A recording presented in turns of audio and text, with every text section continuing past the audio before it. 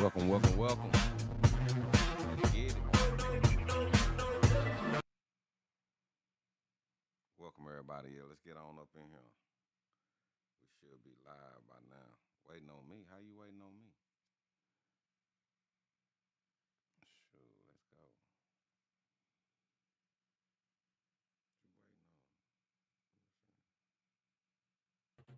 Welcome, welcome, welcome. There we go. All right. What's going down, everybody? I get on up in here. Let's finna have a good night. We're gonna start out like this though. I don't know why. This should play, but here we go. Yeah, man. You seeing this shit, you gonna lose, nigga, man. You might lose the whole goddamn squad, to the motherfucking Make jail. sure all y'all can hear me out there. Goddamn Give me a thumbs graveyard, up.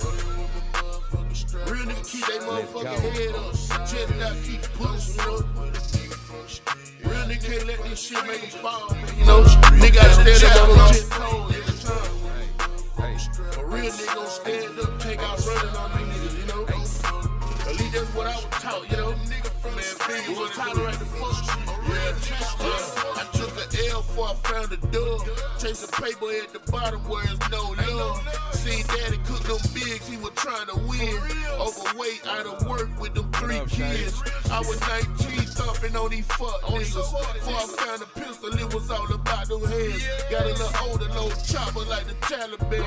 It ain't friendly in my city, boys really with it. Your main nigga get silly, run up on you, hit it. I seen it all, you'll fall when you tryna crawl. Niggas lose they whole team tryna rise and fall. They took my nigga last year, I swear it hurt us all. My nigga killed dog. Nigga done had it and lost it, nigga. Yeah. Seen nigga come up, nigga, and seen a nigga fall down, nigga. Them bucket of crabs will pull a nigga straight to the bottom. Fuck it. Real niggas don't fall though. We don't fold either, nigga. Stop with the fake, nigga. Real ghetto child, nigga, represent that shit, nigga. Love that shit. Rest in peace to all my niggas I just lost. In a 2X span, nigga. Y'all think it's a game, nigga? I keep repping that shit and don't be about it, nigga. Seen it out as a youngster behind that red brick. I'm solid as they come through that red brick. Been a pirate since a baby, no scared shit. Full pedigree on that hustle, nigga, that bread shit. Running with the wolves, got the bread quick. I'm authentic. And anything to do with your loop, I was out in it. Scoring bags, quadrupling seals with the cough in it. My rounds, they was running with packs, nigga, no south in it. Flagging cars, wearing them rosaries with the cross in it. Praying for a blessing, the kid take a loss in it. Gang grimy, them ones with them things be the main slimy. Aiming at your temple with that bang and it's shining. If you don't bust in them, people gotta find me. I'm a ghetto child. Yeah, man, we always kicking that real shit, man, a nigga from the street ain't finna tolerate no fuck shit. Real niggas in the street gon' get money 2-3 ways. 4-5 motherfuckers. what's up? Welcome everybody. You know what I'm talking about? It's real in the field, you know what I'm saying? When you really come from the mud, it's hard to get clean out here, you know what I'm saying? Nigga do what they. What's going down? What's going down? What's going down? What's going down, man? We got a lot to cover today, man. It's so much been going on. Like I say, man, the world, man. I'm gonna start off right here, cause I want y'all to know where I'm coming from today. You know what I'm saying? What shout out to everybody showing love. Shay, I see you, baby. You know what I'm saying? Skeef, you know what I'm saying? What up, cuz? Say, we showing out. Say 4th of July, hey. 4th of July is going down. You know what I'm saying? If you ain't in the cliff at the block party, I don't know what to tell you. You know what I'm talking about? I don't know what to tell you, but no, Cliff is going down 4th of July. We finna shut it down like we do every year. You know what I'm saying? Like we do every year. You know what I'm saying? That's a family tradition. So, you know what I'm saying? You know what it do. You know what I'm saying? You said cut the mic up? Hold on, I got you. Cut this mic up for you. Boom, boom, boom, boom, boom, boom, boom, boom, boom. 1, 2, 3, 4. Microphone check. 1, 2. I know you there, fam. You know what I'm saying? So make sure everybody, y'all can hear me. Microphone good enough for y'all now. You know what I'm talking about? Got it turned up. I can turn it up just a little bit more if I need to. But we back at it, man. Let's start here, man. Let's say, man, this Carmelo Anthony thing got everybody, you know what I'm saying, up out their shoes. You know what I'm saying? Like, I mean, you got Charleston White over here being wishy-washy, and I never spoke on Charleston White, but we gonna speak on Charleston White. Oh yeah, we gonna light the block up. You know what I'm talking about? Like you already know. It say, hey, I got something this year, man. Say, I got some stuff this year, so believe that, baby. You know what I'm saying? But this boy, man, I don't know what's going on, man. Every time you turn on, man, I don't even think people still watch TV, but when you turn on your phone and you go in any one of these apps, and I don't care if it's Instagram, TikTok, whatever, YouTube, it's crazy out here, man. You know what I'm saying? It's like everybody's at each other's throats. You know what I'm saying? Everybody justifying the means, you know what I'm saying, of their actions, like what's up? What's up, genuine love? I see you, baby. What's going down? You know what I'm saying about? Nah, for sure, for sure. You know what I'm saying? So I want y'all input and y'all intake on this right here because, you know, it seems like, every time we do something to somebody, it's like they were like, well, how can you have the right to talk about black power or injustice when our own people is going out there doing it to other races and everything like that, robbing people and everything like that. And then we don't have a right to say nothing, you know what I'm saying? Or we do have a right to say something, but I feel like this, that sometimes karma is a bitch sometimes, you know what I'm saying? No matter how it comes, you know what I'm saying? Like over centuries. We ain't gonna say years, over the century. What's up, Othello? I see you out there, man. You know what I'm saying? Hey, it's going down. And what was that? Reflections. What's up, Reflection? I see you. You know what I'm talking about? Good. What's going down? So it seems like over the centuries, you know what I'm saying, and all that we constantly get ridiculed. You know what I'm saying? We was stripped of our name, stripped of our land, stripped of our identity, all this stuff like that. And it seems like once y'all decide to put us into a society to where you can mold us even more, where you can teach us, you know what I'm saying? When you can really make us who you want us to be, per se. You know what I'm saying? That once we start robbing you or popping you or something like that, it's not. Well, how can I say this? If we start doing all this stuff to y'all, you know, it makes us the evil people. It makes us the bad one. You know what I'm saying? It makes us the Riddler. You know what I'm talking about? It makes us the devil. But yet, y'all can do all this devilish shit. Y'all can come over here to America, and then you can give people rite of passage. You know what I'm saying? As long as they follow the code of keeping us down. You know what I'm saying? Like, I want you to check this out. I want you to check what this boy done said, man. And some of the stuff, I can agree with him. I ain't gonna sit up here and just say, and I appreciate for him taking accountability, because yes, we do need to take accountability for things that we do. I would never ever say that we shouldn't take accountability for the things that we do. And most of the time, we always take accountability, and that's the problem. And so when we start, you know what I'm saying, when we hungry over there and we see something and we want it, then maybe we might just go get it. You know what I'm saying? Have you ever thought about that? I don't think a lot of people think about that. You know what I'm saying? But I know I think about that. You know what I'm saying? Not justifying the things that we do, but look at the society that you built for. Look at the things that you got us in. You know what I'm saying? Look how you got us acting towards one another. Let me see, here you go, right here. Like,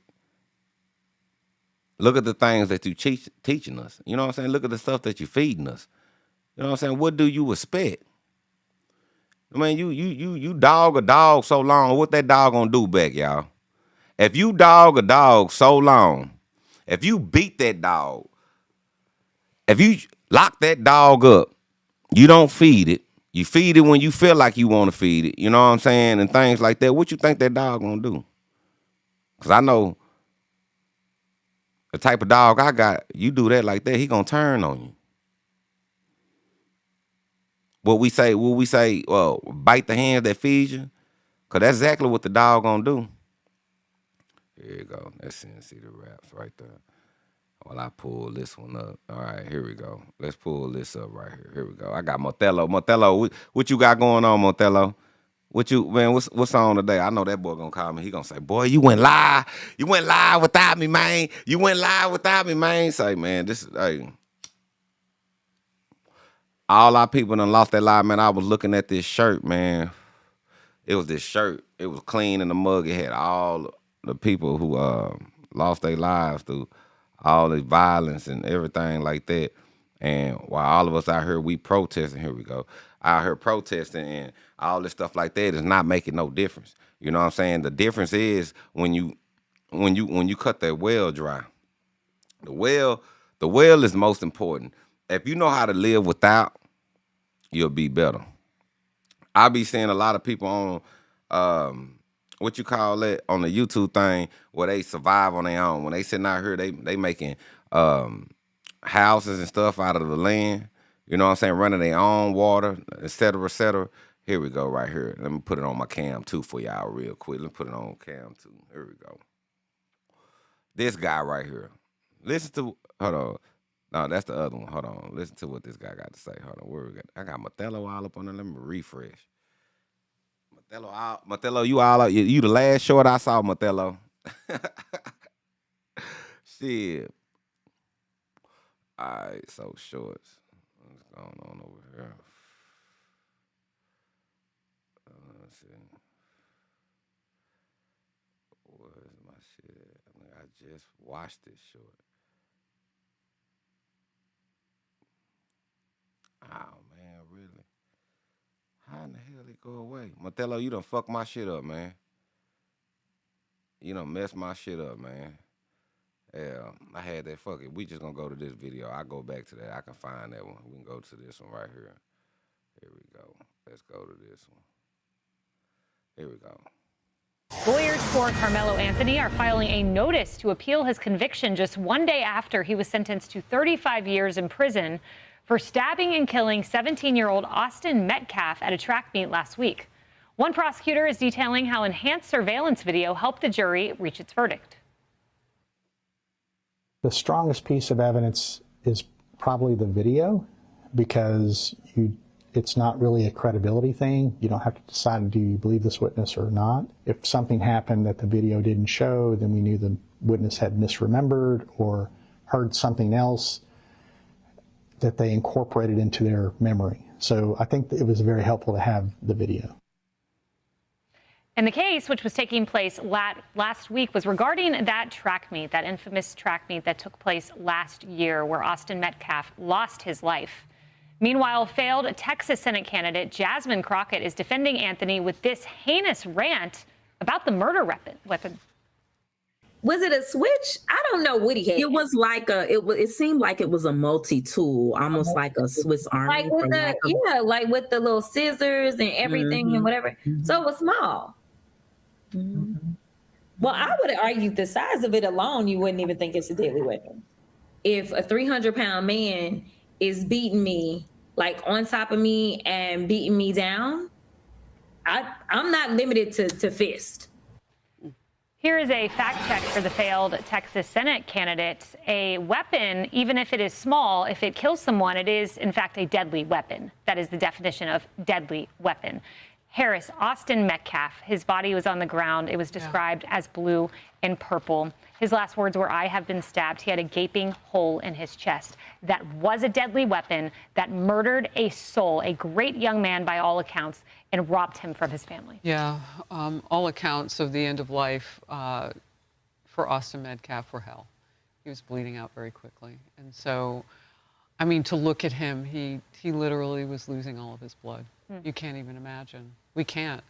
But what was she talking about with the 300-pound man that she would fight? Who's 300 pounds in this scenario? What, are we talking about a track athlete? Look at him. Like, and is she saying that she would have done what Carmelo Anthony did? Is she suggesting that she would have taken that same knife? You know, I'm glad in this instance for Jasmine Crockett, especially since she's a... Man, you see how they going at Jasmine Crockett now? Now they got Jasmine Crockett on the chopping block. You know what I'm saying? When she's basically just giving a scenario. And let's be clear. She's just giving a scenario here. It's yeah, it's straight to full all across this world, it ain't nothing but fire. It ain't nothing but turmoil, you know what I'm saying? Corruption, and this shit everywhere, every aspect of it is finna be destroyed. I'm finna tell you that right now. It's finna be a big uproar. Like I told y'all, this is just phase one. You know what I'm saying? This is just phase one. We already, U.S. ships, planes is already getting shot out and everything, but now they at Jasmine Crockett throat. You know what I'm saying? They couldn't wait for her to say something. Cause she been she been in that House of Representatives, she been in that chair, and nigga, she been giving them the blues. Giving them the blues. It wasn't no bad analogy, you know what I'm saying, Mothello? She was just giving she was just saying, like, because you gotta realize, don't get it twisted, you know what I'm saying? Just because somebody's an equal size don't mean they equal strength. Just because, you know, what did it say? Well, damn, they spending the hell out of that. It said, what else, Six Dub? Huh? Mr. Law, thank you for this live. People need to. Oh yeah, man. You reflection. We finna go down through there today because I got some special Junes to you, man. This boy right here. I told y'all Benzo wasn't gonna let me go live by myself, fam. This nigga won't never let me do me. You know what I'm saying? Hey, he black Benzo. Hello.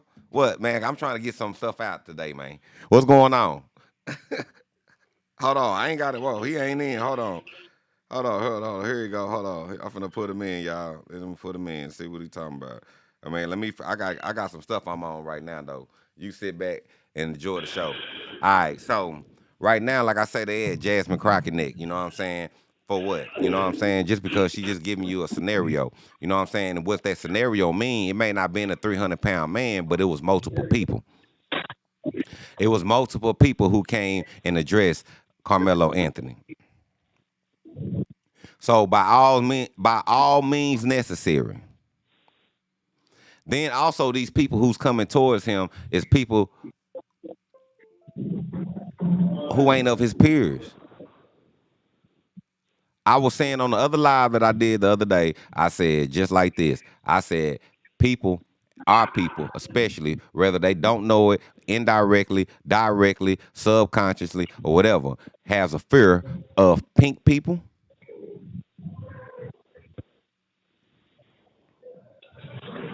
And this is not a race war. That's why I say this is beyond color. This right here is beyond color. This is about humanity. This is about being humane. This is about sanity. You know what I'm saying? And then the insane. You know what I'm saying?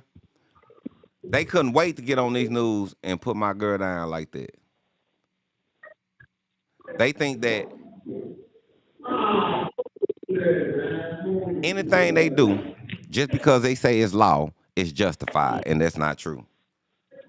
This dude father, look at this. This dude father, hold on, here we go. Where I'm at, man, I'm all over the place. You know what I'm saying? Let me go right here. Go on over here. This dude father right here, you know what I'm saying? Here we go right here. This is the one I want to get to. This dude father. Check him out. All right, there we go. So, starting from the beginning, April 2nd, I received a phone call from Coach Jackson. Oh, these people got us. These people got us all the way fucked up. That's what I'm here to say tonight. Austin has been stabbed. I asked him where. He said Kirkendall Stadium. And before I say that, when I say all of you people are all different races, that doesn't mean the ones who did. Okay, if the shoe fit, word. If it don't fit, don't say nothing. Point blank. Period. If the shoe fit, word. Because we know that all people in different races don't have the same mind frame. We're not oblivious to that. But it's going to stop today. You know what I'm saying? It's going to stop today. Watch me. It's going to stop today, slowly but for surely. All this is finna do a whole 360 on your ass. On all of y'all. Because whether y'all want to say, oh, man, we cool with them, and we ain't, and da-da-da-da-da, that's cool. But yet when at the end of the day, all other races got a place to call home. All other races got somebody or a representative that can actually have their back. Every time we get a representative, it's a handful that we can count. And if they get too high up, what happened? Bow. You know what I'm saying? Let's be all the way real before y'all start saying this and saying that. Ain't no other country finna come up and ride for us. Ain't nobody in the United States finna come up and ride for us. But let me get back to this, you know what I'm saying? Because I'm about to get crunk tonight. Hold on. Hold up. Here we go. And I made it there in about 4.5 minutes. When I arrived, it was pretty chaotic. A lot of police cars, a lot of people. I ran through probably 10 different officers who tried to stop me. When I did reach the track, the scene that I saw was my son, Austin, and they had a C machine on it, which actually it automatically pumps on your chest. But when I saw him, I knew he was gone. I prayed for a miracle. And as soon as that happened, I asked the ambulance, the EMTs, what hospital they were taking him to. And once they instructed me where they were going, I directed my attention to finding Hunter. And they said he was taken to the locker room in the field house. So I proceeded to go run over there. And I found Hunter, who was uncontrollably out of control, bawling. Boy, you should have been already in tears. Wreck. Boy, what do you, you don't have no remorse. You don't feel bad. What it do? You know what I'm saying? I see you out there. Who that? Snapping turtle. What's going down? What you mean name a Hispanic president? I don't care about no president, fam. I can't even name a black president. What is you talking about? Well, I seen you all up in my feed going back, man. If the shoe fit, wear it. If it don't, you shouldn't have nothing to say. You know what I'm saying? Cause you gotta realize, nigga, a Hispanic nigga done own damn near half of America before y'all had y'all war. Let's get clear. You know what I'm saying? If we want to talk about Spaniards, you know what I'm saying, Hispanics and stuff like that, we can get on that. Because you gotta realize, man, y'all had the Santa, the Pina, and the Maria, whatever the fuck that shit was called. You know what I'm saying? You remember when y'all came over here with the Italians? And y'all raped and pillaged us and everything and killed us and everything. And then y'all felt at one point in time y'all didn't want to do slavery no more. So y'all were trying to help end slavery. We don't forget about all the stuff. We don't think about the good things. Well, but it's a lot of bad things. We know the good things, but what about the bad things too? It's a two-way street. What are you saying? Nigga, every name over here in America is a Latin or Hispanic name. What is you saying? Texas, California, Las Vegas. You know what I'm saying? Man, hold it now, man. And then, wait a minute, because Spanish always got something to say, or somebody who is Hispanic or in that always got something to say. Man, hold on. Now let's check that at the door. Because we cool, like, don't get it twisted, nigga. I'm cool with Hispanics. Don't get it twisted, but don't forget either. Don't forget either. You know what I'm saying? Don't forget either. Because, nigga, when y'all go to jail and when y'all come over here and get your birth certificates and your green card, nigga, y'all label as white. Because don't forget your bloodline. Don't forget your bloodline. Do not forget your bloodline. Because your bloodline comes from that European sector.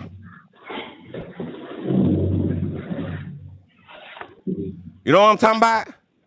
Matter of fact, hold up.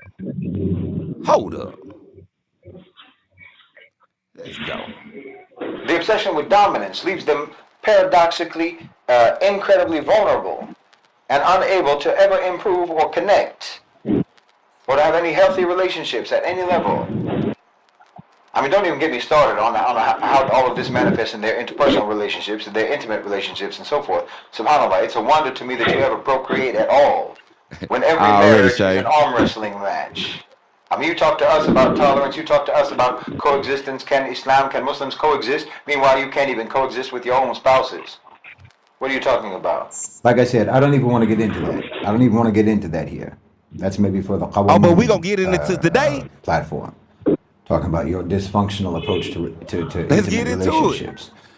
But suffice it to say, everything that I have been talking about is also employed there. It also manifests there in your homes, in your families, in your marriages. Same approach, same mentality that you have in everything else.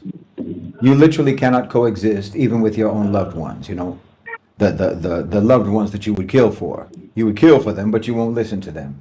You would kill for them, but you won't be patient with them. You won't forgive them. You won't respect them. You won't appreciate them. And you'll drop them. You'll drop them the moment they annoy you, the moment they irritate you, the moment they make a mistake, or the moment that they can't give you the lifestyle that you want, or whatever the case may be. I mean, you know, you talk about the divorce statistics in America, the rate of divorce. But divorce is just married people deciding that it's easier to be single, or who otherwise can't maintain a relationship. So if you add the number of the people who just never get married in the first place to the number of divorced people and the number of divorces, then you'll get a better figure, a more accurate figure in terms of how much your population, your total population, has no idea whatsoever of how to be normal and healthy with the opposite sex. Because how could they be? How could they be normal? How could they be healthy? When everything that you want is not healthy, everything that you want is not human. The way that you act is not human. The way that you've been programmed, I'm saying, the way that you've been programmed to behave, the way that you've been programmed to think, the way that you've been programmed to feel, it's all inhuman. It's inhuman. It's dysfunctional and it's harmful. I mean, like I said, honestly, I don't want to even go into this, but think about it. Think about that, what's it called? What do you bring to the table? That whole what do you bring to the table question. The so-called red pillars, who are supposedly anti-feminists, they ask that question. But the question itself does nothing but reiterate to women everything that feminism teaches women, you know, to be materially successful, to acquire assets, to compete. You know, you're literally promoting the same mindset, the same mentality that you say that you're against. Against the same domination imperative you're trying to implant in women now. Domination based upon your metrics, your materialistic metrics, superficial values, superficial, simple-minded understanding about what power is. You understand? See, in your culture, in your society, you touted that so much until women themselves felt lesser than men because they were not actively participating in your toxic competition. So then they started competing in that so that they could feel successful according to your moronic, superficial metrics. Yeah. So don't get mad once we start to compete and we start to join in and then something happened to your people. You know what I'm saying? Because this system is the system that y'all created. Hispanics. Because you got to realize something. This is a prepaid call. You got to realize something. That this was y'all charter. We were chilling. We were good. We had our way of life. But y'all had y'all charter. And y'all decided to come over here with this Bible. And y'all started to come over here and to make us believe in a book with 66 names for short stories.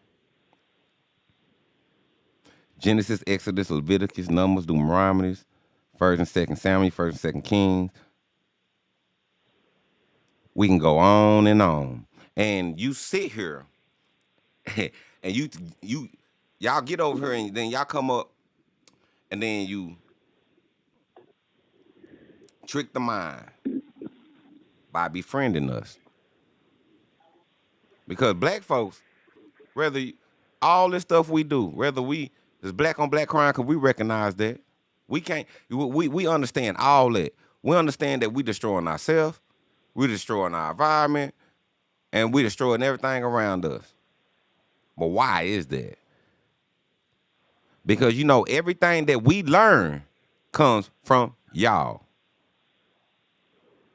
Am I lying?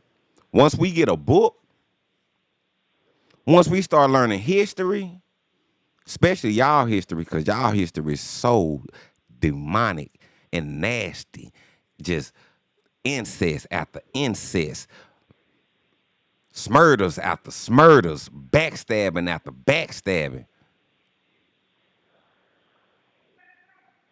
Rapist after rapist. You know what I'm saying? You can't say that on her, fam. Oh, You know what my I'm saying? bad. You can't say that on her. You know what I'm saying? You do all that and then want to say in the name of Jesus or the name of God or the name of Thor, Thanos, and all that other mythology stuff. The Inca and all that stuff like that. And stealing identities and things like that. And then you expect for us to be all right in the head. Nah. Hispanics, y'all bloodline is all European bloodline. We don't take away the fact that when Russians came over here and Italians came over here and the Irishman came over here, that they treated them like colors at one point in time. But once they got with the program, all that got washed away. When the whole objective from anybody that's from another country comes over here is to be against us at all costs. And it ain't our fault that most of y'all who do come over here end up falling in love with us. It ain't our fault that all of y'all who come over here and don't come over here take our culture. And then you want to say that we still in y'all culture. No, we take what you give us and we make it look good. How about that? You know what I'm talking about, Shay? You crazy. You know what I'm saying? Let's get back to it. And then you got upset about that. And your big tactic for countering them is to taunt them about not bringing enough to the table, which just prompts them or urges them to try harder to compete in your hierarchy, which is supposedly what you were trying to prevent. It's just facts. And hold on. This is not no race. I'm not inciting nothing. Let's be clear. You know what I'm saying? As a disclaimer, I am not inciting nothing. I'm not inciting no race war. I'm not inciting no separation, division, and all that. What I am inciting is the minds of my people to know to be and do on their own for themselves and attach ourselves for a system that ain't made from us. You know what I'm saying? And if we gon' coincide, you need to make sure that we're equal at all costs. Point blank, period.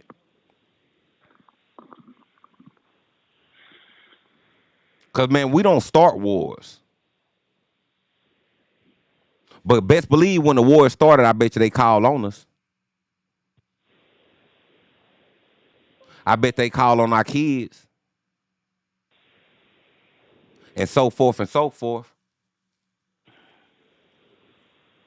So how dare any one of y'all come up here and say anything? And the ones who take accountability, kudos. But for the ones who wearing them shoes, nigga, fuck you and fuck you too. You know what I'm talking about? Let's go. It's ludicrous. It's completely ludicrous. But okay, the domination obsession. You scale that up now to the level of geopolitics.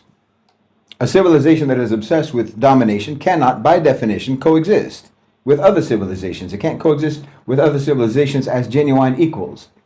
Because equality or equals is a concept that doesn't exist in your frameworks. There's only above and there's only below. I mean, you can have allies, but allies means subordinate partners who are useful to you for whatever current objectives you have. You understand? You have allies and you have rivals, and they can be switched up on a dime. You're an enemy until I need you against an ally who is now a higher priority rival than you are, for whatever reason. There's no principle to it. It's the same on the international level. It's not the same on the international geopolitical level as it is on the personal level. You divorce your allies all the time, and you have flings with your enemies. You're the same. At every level, you act the same. You're unstable. A genuinely equal, genuinely sovereign, genuinely independent other civilization, that's an existential irritant to you. Even if they don't do anything to you, you'll still see them as a threat.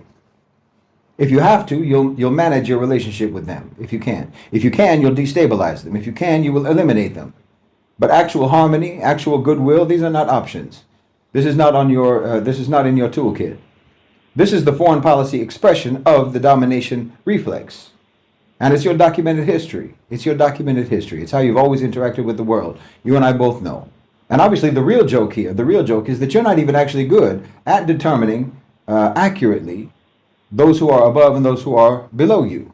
You can't actually measure that accurately because you only use those very superficial metrics, the same ones that you use in your stupid ranking exercise when you walk into a room, because of your obsession with domination, which you measure. You think of domination, you measure domination based upon your understanding of what power is, your primitive understanding of what power is. Again, like a predatory animal. You understand? So you only look at military power. You only look at military power or economic power. You don't look at refinement. You don't look at literary or artistic or cultural achievement. You don't look at morality. You don't look at decency. You don't look at the overall health and well-being of the society. Not anything. You don't look at anything. Just your superficial metrics of what power is. Like a jackal has no appreciation of a peacock or a swan, or how intelligent an animal is, or how well that animal takes care of its young, or what have you. All it sees is, does it have claws? Does that animal have claws? Does it have fangs? Can I outrun that animal? That's the only thing that you think about, just like a jackal. So you consistently fail in your assessments of others in terms of which society. Hold on. All right, because I see you up there cutting up in the chat. And let me say something about humans. Don't think that we ain't evolved.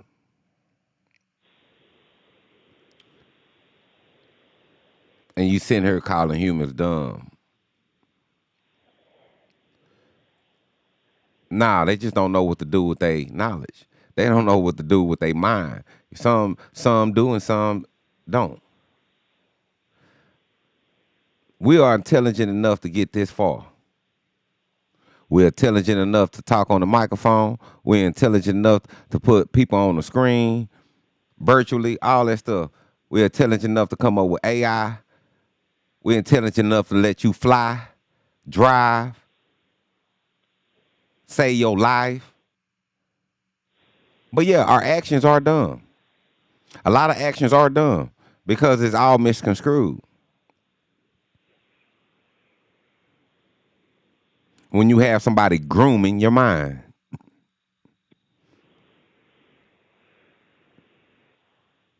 But when you get older, you start to think for yourself. And it's on you if you're dumb at that point.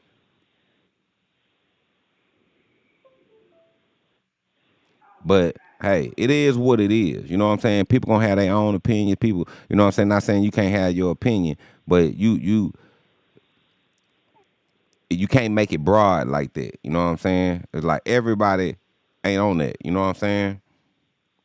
Now you got people who don't even use what we use. You got people who ain't even in our society like it is, and they sitting up there in the wherever they at. But it ain't no technology, and they living off the land, and they survive. They know what these plants do. They know what the water do. They know when the rain comes. They know all that type of stuff. So humans are far from dumb.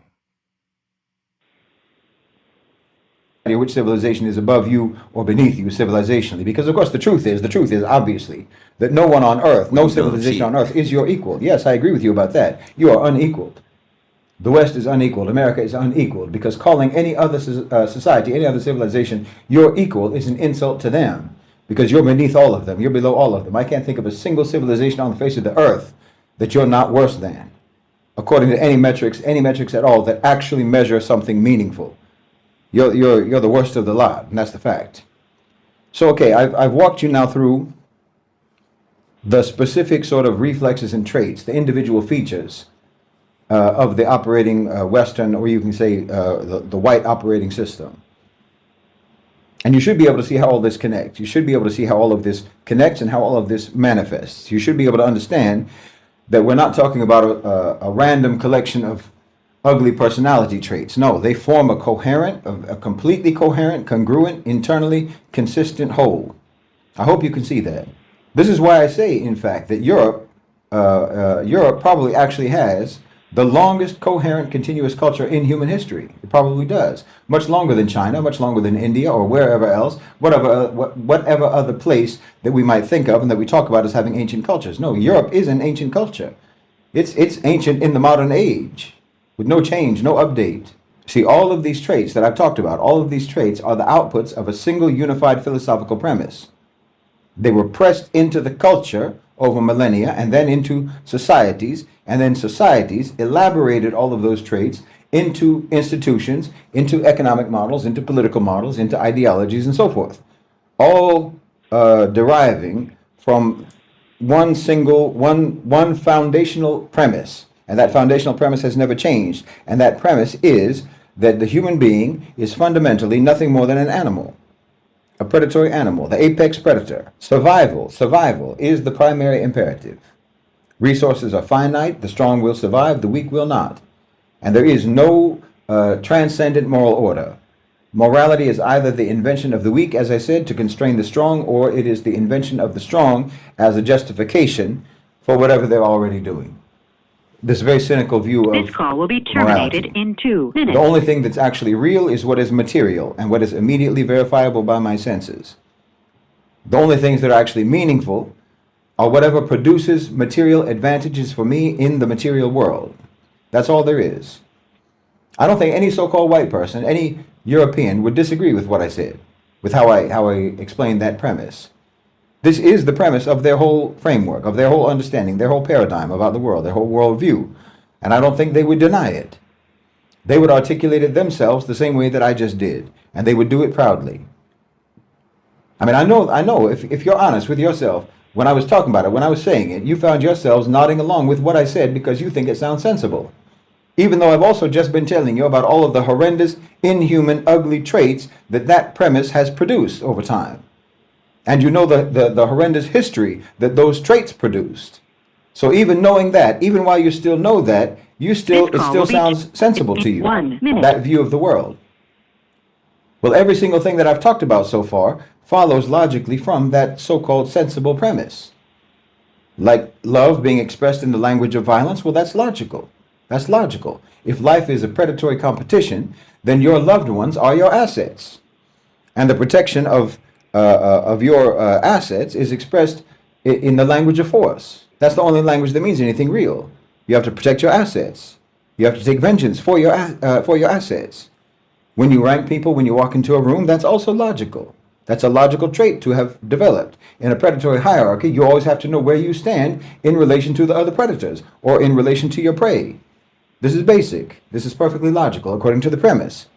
The epistemology of materialism is also logical, because if the material world is the only thing that's real, then only material evidence, empirical evidence, is credible, right? Things like moral and spiritual reality, well, that's not material, that's non-material. And so by definition, it's not real, and it's not something that you need to take seriously.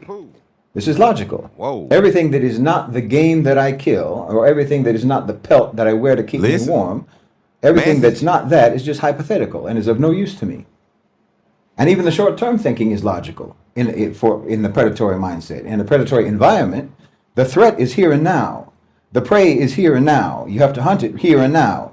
Long-term thinking is a luxury of a stable situation. You don't have a stable situation. You have a continuous competition for dominance. And you understand that continuous competition for dominance is always going to be brutal and it's always going to be lethal. You don't know if you have another day left. It's also logical, obviously, to be indifferent. A predator can't be bothered by the suffering of their prey if he wants to eat.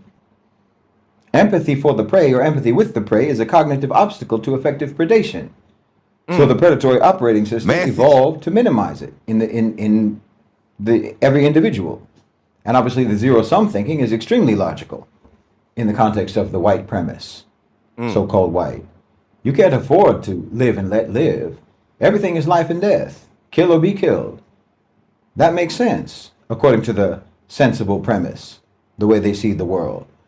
If resources are finite and survival is a competition, every gain by someone else is a loss to me. Cooperation is too risky. You can cooperate as a tactical maneuver, but not as a genuine value. Alliances are always going to be temporary and interest-based. You can't keep someone close to you that could potentially stab you in the back the same way that you're planning to stab them in the back once the alliance ceases to be useful to you. Because you've already started planning that, and you know that they've already started planning that. And you also can't let them benefit from the cooperation that they have with you more than you benefit. They might get too strong. Then they become a threat. Because cooperation and alliance is going to be terminated at some point. It's going to be terminated as soon as your interests diverge. See, this paranoia and this treachery makes perfect sense according to the premise of Western so-called civilization. Exactly. You know what I'm saying? So, yeah, please hit that like button. Let's go. You know what I'm saying? And that's where we at right now. That separation. You know what I'm saying? Because now most of us are woke, or what they want to call woke. I don't even want to say woke. It's just that you realize, you understand, you overstand. You know what I'm saying? And now you trying to boom. It's because we've been lost for so long. Now we're in the age of Aquarius. Now everybody is time to walk that path. You know what I'm saying? The path is going to, like he say, be treacherous. It just is what it is. What's going on out there, Chad? Let's get to it, man. How everybody doing out there, man? Oh yeah, this brother right here, I be listening to. He be having some good stuff. He broke some stuff down also about the way that we perceive knowledge and how the knowledge is given to us and stuff like that, man. The dude cold, man. Say, dude is cold. But let's get back to the topic, man. I got so much to share with y'all tonight. It ain't gonna be that long, but we definitely got to go down through there because it's been a lot of stuff going on. Let me see. As far as, there we go. About the guy in Mississippi. The dude right here. This dude right here, man. Something else.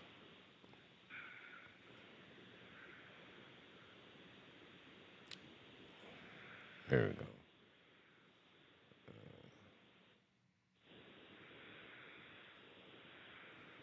Pull this dude up. Out here in Midland, Texas.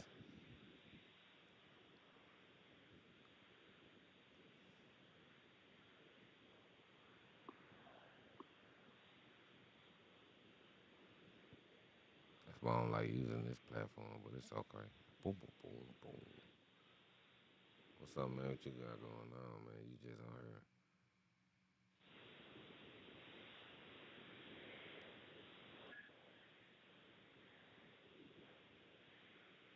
I ain't buffering.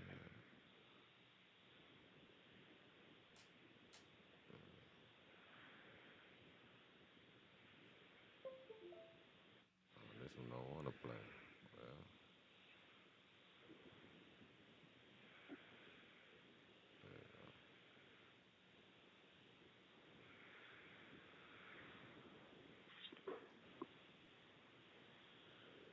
Man, OBS, boy, be moving. What I want to do is just rewind just a little bit from the feed that we got just moments ago. Let's listen in right now. We then began moving through Highway 80 to see if there's anybody trapped in their vehicles that we could get out of there. We moved to deny more targets to this active shooter. Then we secured the perimeter and began making a plan to get everybody safe and to bring a safe resolution to this as safe as we could.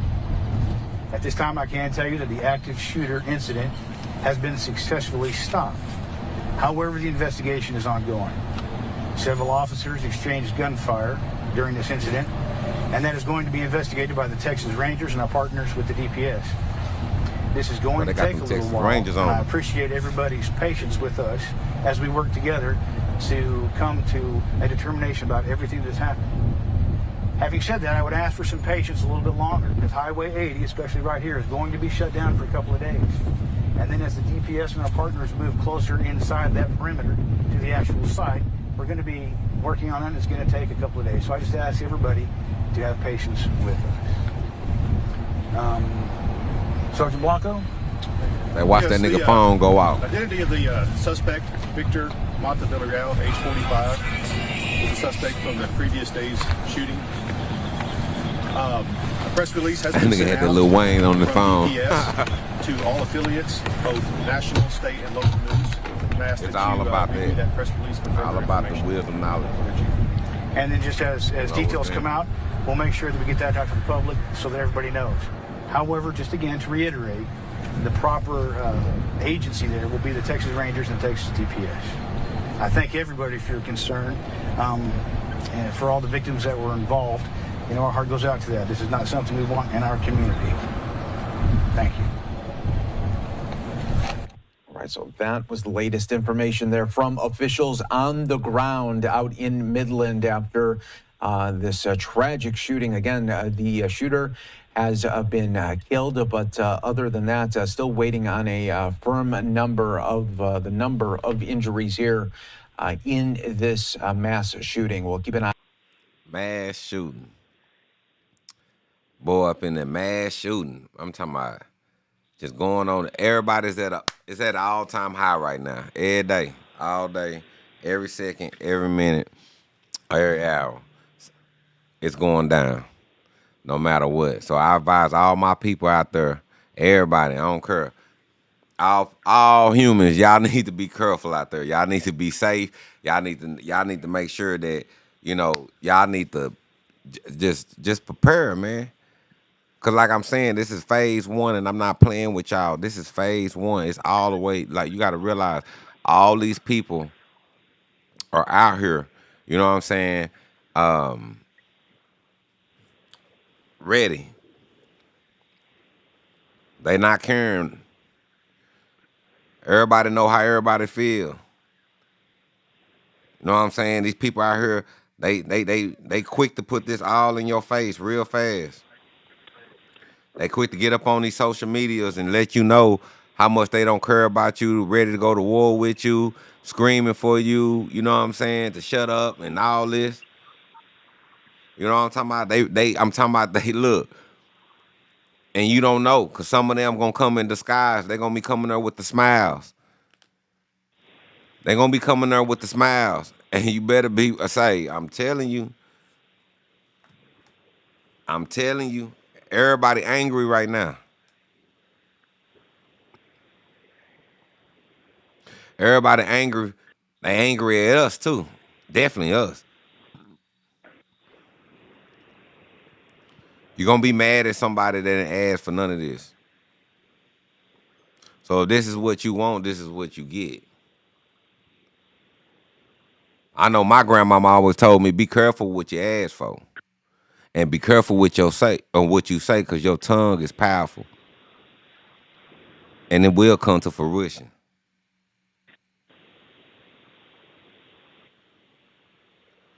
My grandmama told me, this Asian man is telling the truth. Watch. Black people. a hard head makes a soft behind. From the Asian community. You know what I'm saying? A soft motherfucking behind. You know what I'm talking about? You better get saved. Hey, I know, how your granny told y'all that? What about you, fans? You ain't nobody ever tell you, man, shit. A hard head make a soft ass? Yeah.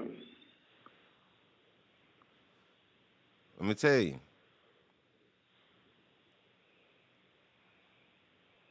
This Asian man is telling the truth. Watch. Black people.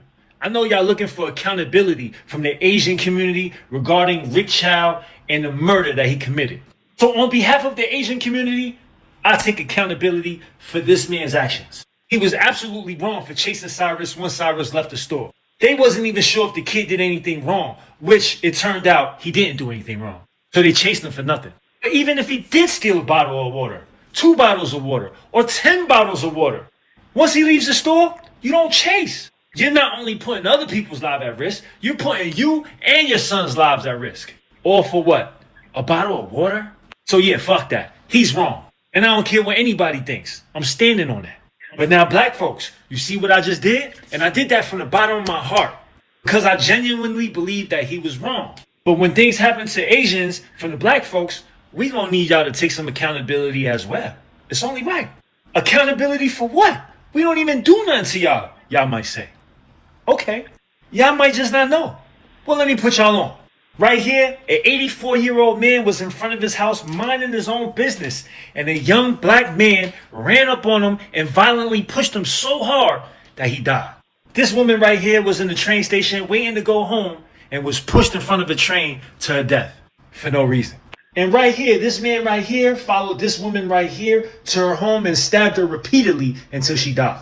And then you got famous black rappers like YG. Made a song exclusively talking about robbing Asian homes called Meet the Flockers. Find a Chinese neighborhood because they don't believe in bank account. I mean, just imagine if a Chinese rapper made a song about shooting black kids that stole from the store. Man, y'all wouldn't like that one bit, and y'all would demand accountability. Cause why? Cause that ain't right. Some of y'all might say, well, it's just a song. It's not like they really doing that. Wrong.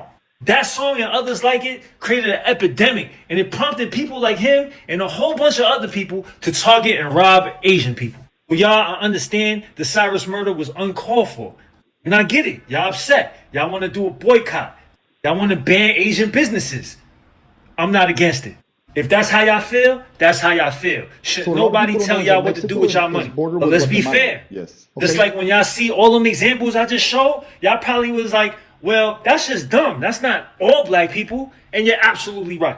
But on the same token, Rick Chow doesn't represent all Asian people. That's him, not all of us. I agree with him 100%. When we wrong, we wrong. When we right, we right. I agree. I mean, this Asian man is telling the truth. What y'all think about that? I mean, like I say, I understand you taking accountability, and I salute you for that. There's nothing wrong with that. You know what I'm saying? And best believe we take accountability for ours. Don't think one day or not one night that our mothers, or you know what I'm saying, fathers and grandparents wish that our kids or they sons or they daughters or never ever went over there and did none of that. None of the shit we do. I remember back in the day, it was nigga. I remember back in the day, shit, nigga. The parents really didn't want you going over there messing with them, getting into all the hype. You know what I'm saying? They say stay your ass in church, come home. You know, be strict. But people wanted to be out there in that circular world. You know what I'm saying? Boycott. All right, yeah. Watch this. I got some more. Shoot, here we go.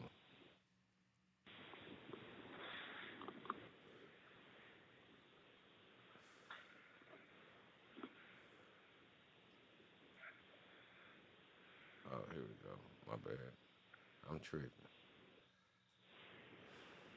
So what a lot of people don't know is that Mexico is bordered with Guatemala. Yes. Okay? We don't let them in. So the same thing that America does to Mexico, we do to Guatemala. Okay? It just, the news is CNN, Fox, CNN, MSNBC, New York Post, they're never going to show you that. Just so you know, Mexico is extremely racist.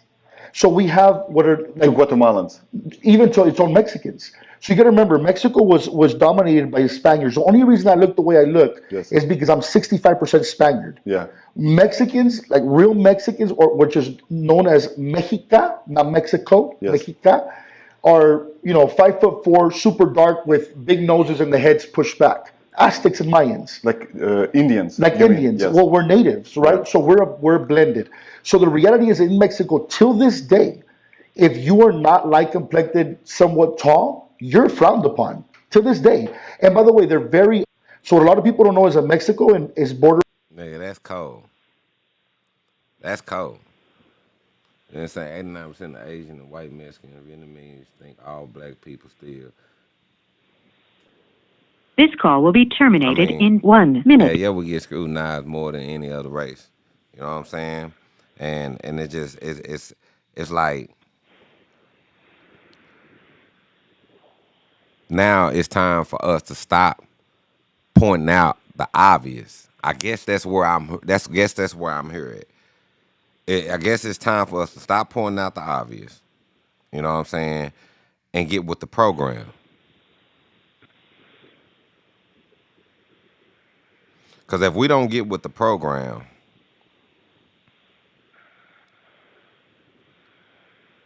you know what's gonna happen?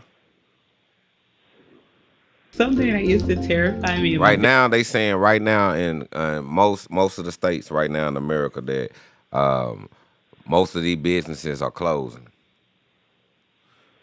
It might be true, it might not be true, but that's what I'm hearing. But most of these businesses are closing. Right now, you know what I'm saying? With us pointing out these obvious and things like that we've been knowing. Our parents been telling us. But yet we still been fighting to integrate everything. You know what I'm saying? You know what I'm saying? We fought for a lot of stuff that we thought This is a prepaid call. From your call was has the been right thing to accepted. do at the right time. Not knowing that their definition, their mind frame, their words, their language is not of ours. And it's something that we've been learning to get an overstanding of. You know what I'm saying? But now it's time to switch. You know what I'm saying? It's time to switch that mentality. You know what I'm saying? It's like, why is it not Business was doing my finances. So now I use Zero. It generates a lot of reports that help me make sound decisions. When I think I'm slow, I can look at Zero, and Zero's like, no, you're still doing good. I was the first one to ever join the military in my family. I knew that I wanted to go back to school and produce a big... You guys. I want y'all to see some funny stuff, but y'all gotta understand we gotta get on program. You know what I'm saying? It's like we gotta stop all the shenanigans at all costs. So y'all, I mean, you gotta do whatever you gotta do to house and raise your family. You know what I'm saying? And then come together, you know what I'm saying, with all the bullshit and leave all that shit out of there. Stop blaming everybody else for our mishaps. Because at the end of the day, we can sit here, like I said, we can protest, we can do this, we can do that, we can do that. But at the end of the day, that shit gonna last for so long and we back doing everything. Like I was saying, getting your hair, nails, going out of this, going there, you gotta get that. It's like, we gotta get back into that mind frame of where we know how to use these plants, know how to use this soil, know how to use these trees, you know what I'm saying, to house, cover, protect, and further in longevity, and sustain for longevity, you know what I'm saying, like others have, you know, with the help of us.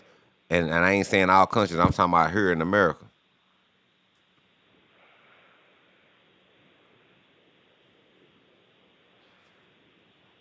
What we got in there, Mr. Exclusive? What's up? What's up with it, man? I want y'all to check out some funny stuff, man. This stuff funny as hell right here, man. This stuff funny. This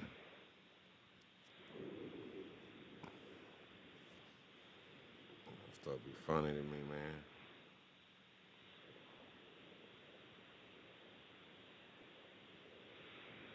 Where do we start? Where do we start?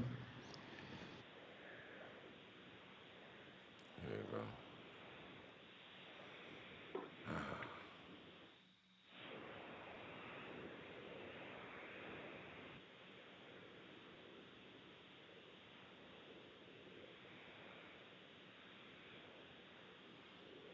All right, here we go.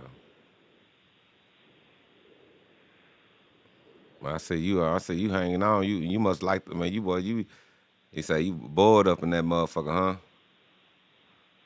No, I'm learning. Oh, you learning some shit? Oh, that's what's up. Are you learning? Sometimes it's good to shut the fuck up and just sit back and listen. Already. And try to pick up on stuff. Listen. Already. What key one there? He's talking about what key one there. You don't hear him? They talking about somebody, Mr. Exclusive say, what key one there? I told you they was gonna ask about me. He say, you know they were gonna ask about you, huh? Already. That's what's up then. That's what's up then. You know what I'm saying? He say, Mr. Exclusive said, what's up, key one? Individual actions What's in up our with it? collective inaction. We can't just blame white people for pitting us against each other either, because the fact of the matter is that Asian cultures have a huge colorism problem and a huge problem with black people. Hey guys, welcome back to my channel, and today is part 2 of my 3-part series about unpacking anti-blackness in the United States. And Shout out if to you're Lynn, new this to my our channel, channel. last week I posted just part 1 of educational this series. purposes only. Part 1 is a and basic reaction. one-on-one conversation about how white supremacy operates in the US in order to maintain black people as second-class citizens. The next video in the series, which will come out next week, will be about Gone with the Wind. So if you're interested in that, please subscribe and ring the bell so you're notified when I post new videos. But notice how all other cultures study us. You've got 17 different creative subscriptions, pal. Give it a rest. My bad. But notice how everybody study us. Just peep game. Just peep game. Just look how they study us. Oh, shit. My bad.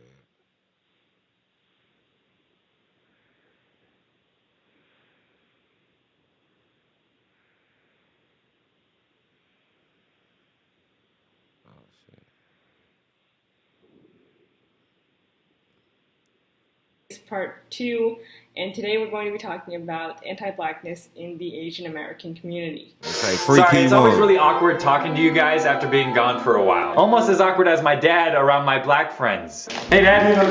Hey Mr. Wu! Is it cool if my friends stay over? Of course. Now where's my gun at? Teach me how to dirty. And don't worry, my dad has nothing against black people. He's just a little uncomfortable around you guys.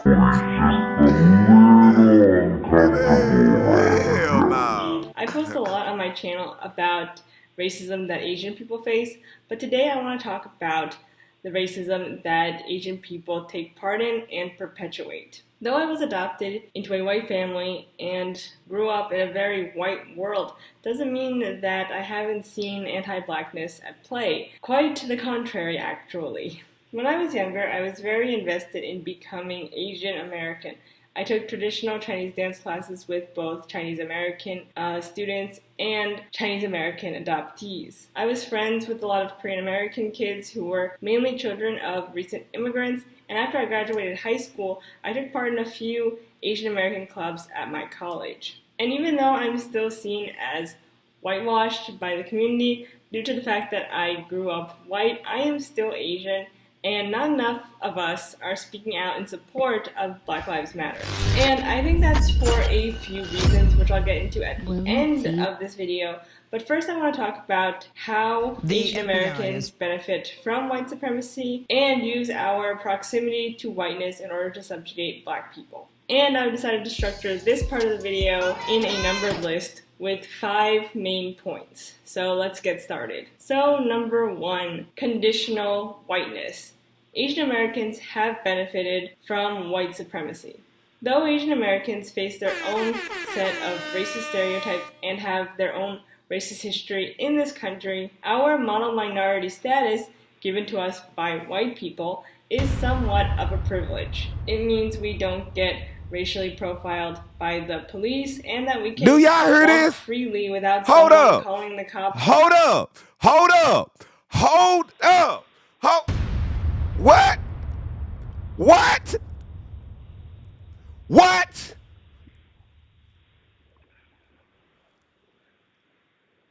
And you wonder why sometimes we just stop caring.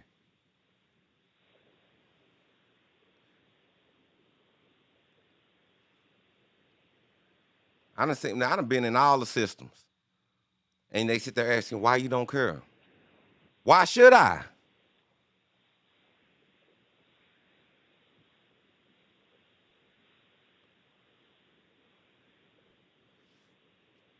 But see, it's something about us. See, we are really humane because we love hard. Despite the things we do, we love hard.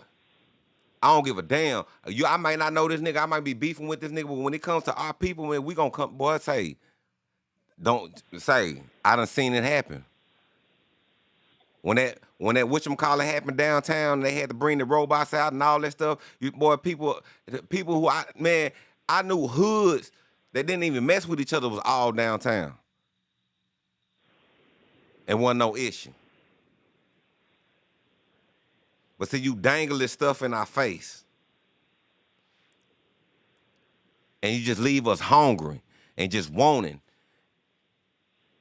We sit here and we be searching. We know we trying to be a football star, basketball star, whatever it is, a rap star, all that stuff, all that good stuff. And we have that mind of we going to get our people out the hood. We going to get all our people there. But then y'all put this in our traps with these clauses and everything to where you can take all of our monies and setting us up and putting these girls on us that ain't even got nothing to do. We ain't even grow with these motherfuckers. Taking our money, joining us, doing woo, woo, woo, all that. And blocking us every time. Soon as we get there, we got a billionaire. We got so many. We got rap billionaires and everything. Let me know something useful that these billionaires got for you. I'll wait. Cause I remember when Kanye West was a billionaire, shoot, and in a matter of months, shoot, he wasn't a billionaire no more. With all them endorsements. Cause we don't understand money. We don't understand power. We don't understand their structure, their bills, their amendments. None of it. Because it wasn't written for us. And we in here trying to navigate. Man, listen to what she said. Privilege. So they won't get pulled over, about to get harassed, da-da-da-da. Man, say. For the most part, we're seen as non-threatening. However, as seen with COVID, our privilege is conditional. We have got to the point where literally anybody can build a... Talking about conditional. Yeah, it might be conditional, but ours was conditional. I remember when y'all putting all them blacks out on the street out there, you know what I'm saying? Well, I'm just ain't gonna say black no more. We gotta stop using that black and that white. We gotta stop using that. We gotta get away from those terminologies. It's just the truth. We gotta get away from these terminologies. We gotta unthink. We gotta unlearn to relearn now. They done duped us. All this one word meaning 5 different things. In my COVID video, but there are so many Asian American Spell people 8 different ways who, and for shit. the first time, were saying America is so racist and racism against Asian people in the U.S. has been reawoken. Like, I don't think it was ever asleep. But that just goes to show how much white people have made us feel comfortable at the expense of... Yeah. Those people made y'all feel comfortable, not us. Hey, salute. You know what I'm saying? Hey, who that? Oh, that ain't what you want? What's up with it? You know what I'm talking about? What's going down? Talking about, man, that those people. Nah, not us. The first people in Asia was the Black Moors. Man, say, preach. Preach. Of black people. White people only treat Asian Americans better than black people, so we don't realize that they're full human beings. So that white people can create this culture war between us, so we Asian Americans don't empathize with their plight. What? This call will be terminated Do you in hear 2 this? minutes. So we say we not human beings, y'all.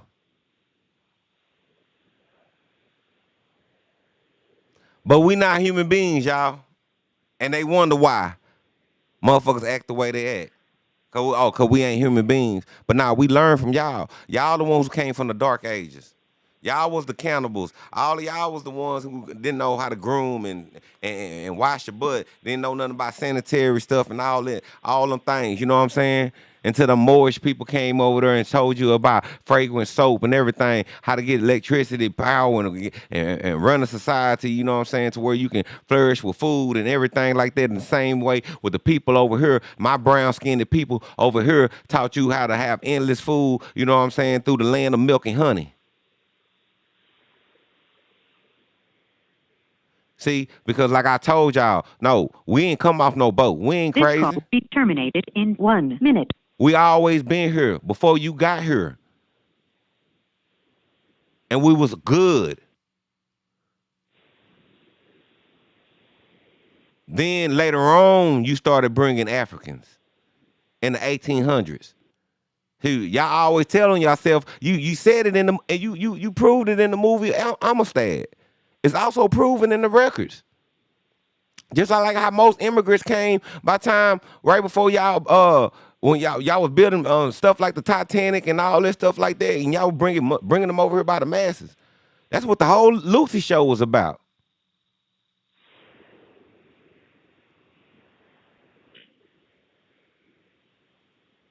Just right. The native people was running their society just fine. And if you're an Asian American person who sees Black people as thugs, congratulations, you've successfully been turned into Uncle Sam's puppet. So Asian America, here is your wake-up call. Stop trying to claim whiteness and stand with Black Lives Matter. So fuck Tou Thao, the Hmong immigrant who stood by and watched and let George Floyd be murdered. And do not stand in solidarity. But look.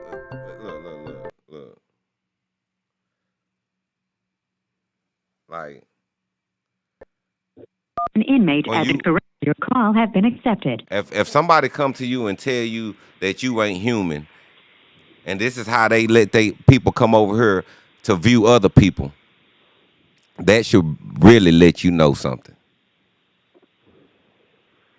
And if you don't see it, oh my God, check it out. Check it out, man. If you don't see it, oh man. And then we wonder why when we look at our people, like, man, I be looking at, man, we be working these jobs. And I'm going to show you how much they got us brainwashed. I'm going to show you how much they got us brainwashed. We be working these jobs, right?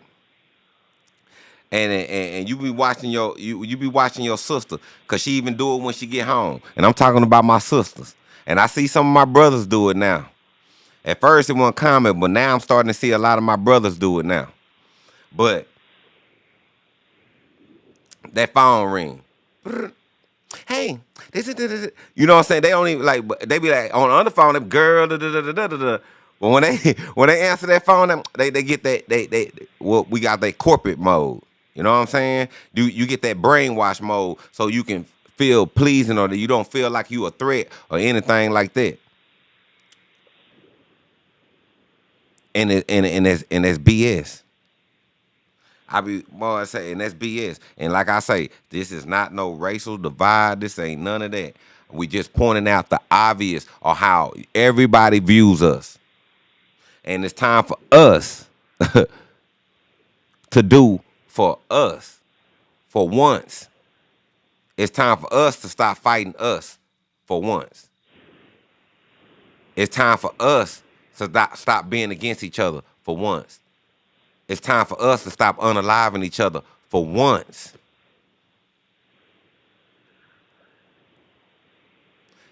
It's time for us to stop letting people trick us for once. It's time for us to stop taking the deals for once. It's like, come on, man. It's like, what more do you want them to do to us? Until we finally do for us. You know what I'm saying? Like, I don't get it. Never did. That's why I was always a rebellious kid. I was always a rebellious kid.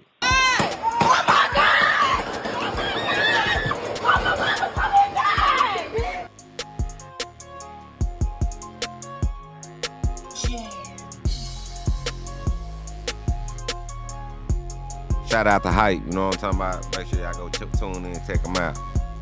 Man, just roll through the hood while they having a family gathering and decide he was just doing something righteous.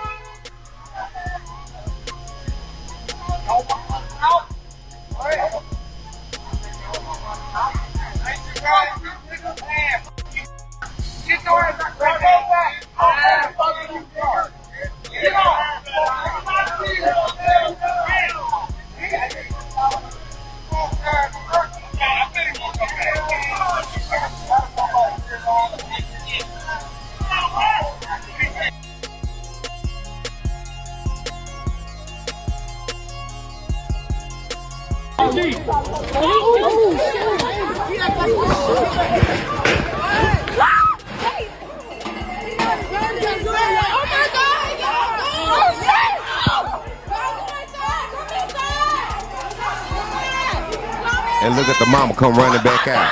Come running back out. You know what I'm saying? Like,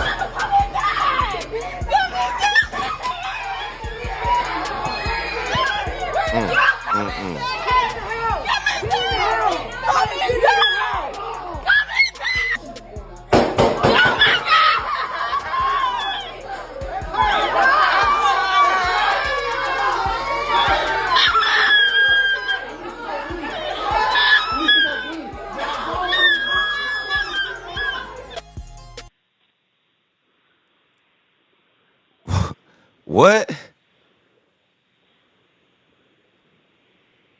Like, is he like you ain't even gotta ask if he crazy, because yeah, he crazy.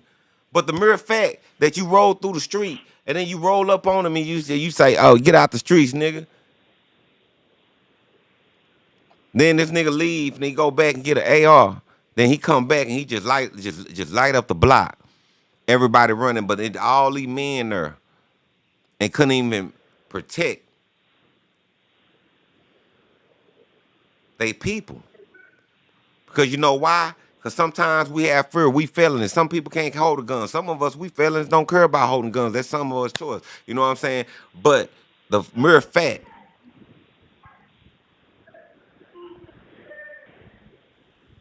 like, that's a no-no. That's all reasons to do whatever they wanted to do to that man for disrupting the family peace like that. Then you got man say, let's see what go on with that. This finna be another one. It's finna be just another ones in the book. That's countless.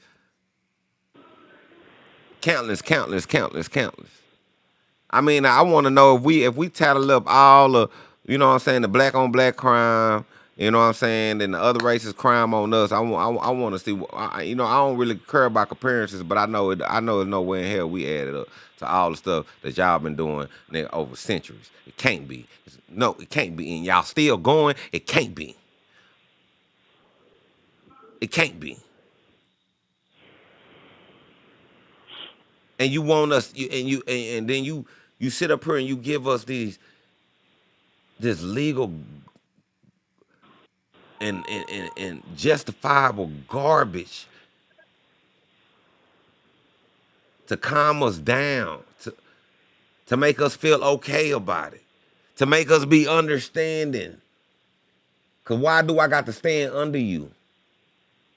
Why I can't overstand? Is trying to raise awareness about what it and the Department of Justice have labeled as a new national security threat.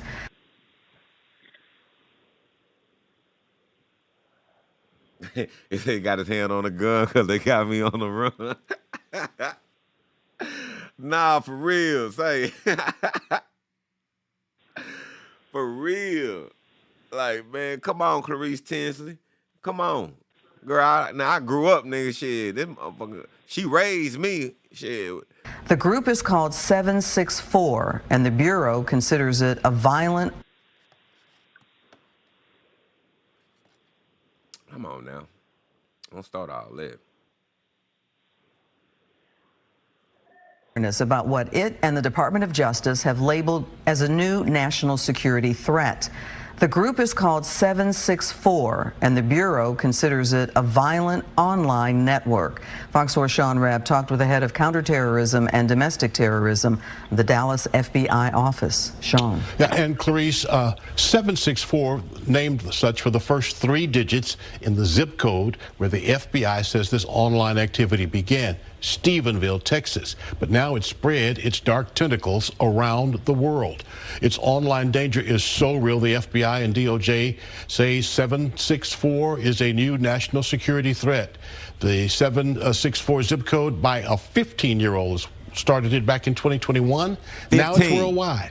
That teen is now an 15 adult years and old. serving an 80-year prison sentence for child pornography. FBI taking rare steps like asking law enforcement to post its open letter, and the Bureau itself posting videos on social media about this threat. This is for research and educational 764 purposes only. and other violent online networks like it are comprised of online actors who are located throughout the for world, real. including right here in North Texas. They work together to target and exploit minor victims online on online gaming apps and social media platforms.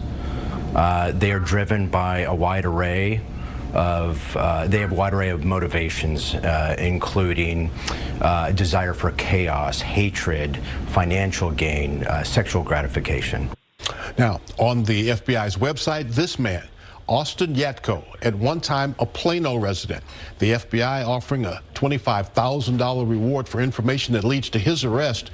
Assistant Special Agent in charge of the Dallas FBI, Robbie Manson, says Yatko is part of this 764 network.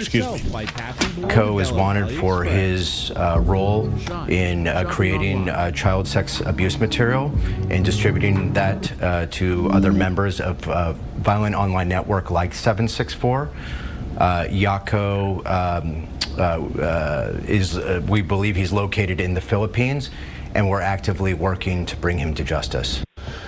Now, Manson says parents must pay attention to who their children are spending time with online and whether there are behavior changes that take place. If so, they want you to say, get involved. If you suspect something strange and see unhealthy behavior, call 911 or 1-800-CALL-FBI. And the ASAC in charge in Dallas says 764 is different from some other online extremist networks because of the motivation behind its work, because of the tactics beyond sexual gratification, which include, of course, the child porn, but a desire to inflict psychological torment, coercion, to force victims to take part in escalating crimes, even against other people.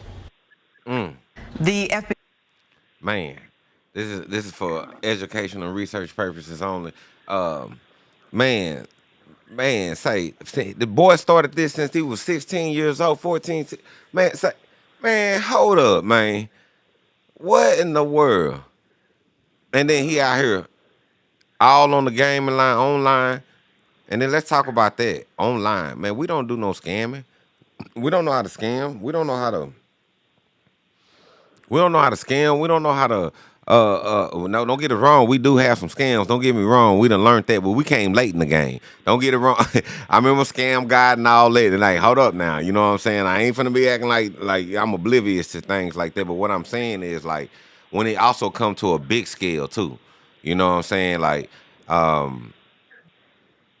when it's come to like wiping people bank accounts, wiping the motherfucking Bank of America out and all that stuff like that and all that stuff. Hey man, we ain't on that type of stuff. You know what I'm saying? Like this dude sitting up here and luring kids, getting money, everything. You know what I'm saying? They've been having this going on for a long time. Like man, this man crazy, man. That crazy work. Like we gotta watch, and there's some of our people into it too. Man, I know it, man. It's like I say, man. It's a scale of black folks, or they don't even consider themselves black, but man, they despise us. They despise us too. Like we ain't the same. None of that. Like we like, and I get it, but we gotta change. We gotta change the psyche. We gotta change the mental. We gotta change the way that we upbring ours. We got to change the way, like I was saying the other night, like, man, you can go down the street, next door neighbor, around the way, the corner store, all the way. Cause This call will be terminated my uncle in Big 2 Daddy, minutes. And Big Daddy, he fed everybody in the South. My uncle Big Daddy, man, he fed everybody in the South, and this my real uncle. So like, he made a community. He made people feel like a community, and we got to get that back. We got to get our community back. We got to get back to full attention. We got to be cognizant in the world. You know what I'm saying? When the Pimp C said it ain't no more social commentary, ain't nothing. It's nothing for the mind no more. You know what I'm saying? Nothing for the mind. Let's check it out. Is actually relocate the conversation about so-called white people into some semblance of reality. And see, this is what you always have to do, subhanAllah. This is what you always have to do with Americans and with Westerners generally. You always have to state the obvious. They make you state the obvious. There's no way whatsoever to talk about anything within their frameworks. Within their frameworks, you can't talk about anything because the starting point of all of their discussions always is far off from anything like reality, anything even resembling reality. They start from a point of hallucination. They start from a point of fiction. They start from a point of fantasy. And it's exhausting. It's exhausting because they've got you always having to argue your way back to the obvious. You always have to argue your way back. There's never been a people, subhanAllah, in history that I know of that is so contentious about basic factual reality. They waste everybody's time and they derail any intellectual or any serious discussion always by just the continuous litigation of things that are actually common knowledge. The litigation of things that are actually common sense, self-evident truth. This is part of what I mean about why no normal people in the world can ever usefully engage with Americans or with Westerners generally. You can't. Because you enter every single interaction, Westerners, you enter every single interaction by insulting our intelligence. I've said this before. This is one of the things that you really need to know about them. This is something that you really must know about Americans and about Westerners. Every interaction is always and only used by them as an opportunity to validate themselves and validate their fabricated frameworks. This is literally the only thing that they're interested in, always, at all times. This is why you hear me using the caveat or using the qualifier so-called so many times when I talk. So-called civilization, so-called white, so-called black, so-called race, so-called enlightenment, and what have you. Because none of these things are real things. These are all things that are just elements in their frameworks. And those frameworks are intended to obscure reality. They're false claims. You understand? So whenever I use those terms, or whenever I refer to those things, I always try to remember to add that qualifier or add that caveat. Because we do have to try to anchor our conversation as much as possible in actual reality. And that includes denying the reality of their unreality, because they always occupy an intellectual position of unreality on every single issue. The so-called rational, so-called reasoning, scientific method following West. So we have to start with the reality. We have to start with the reality. And even with that, there are layers. There are layers in this reality, okay? So there's no such thing as white people. Physically, I'm saying. Physically.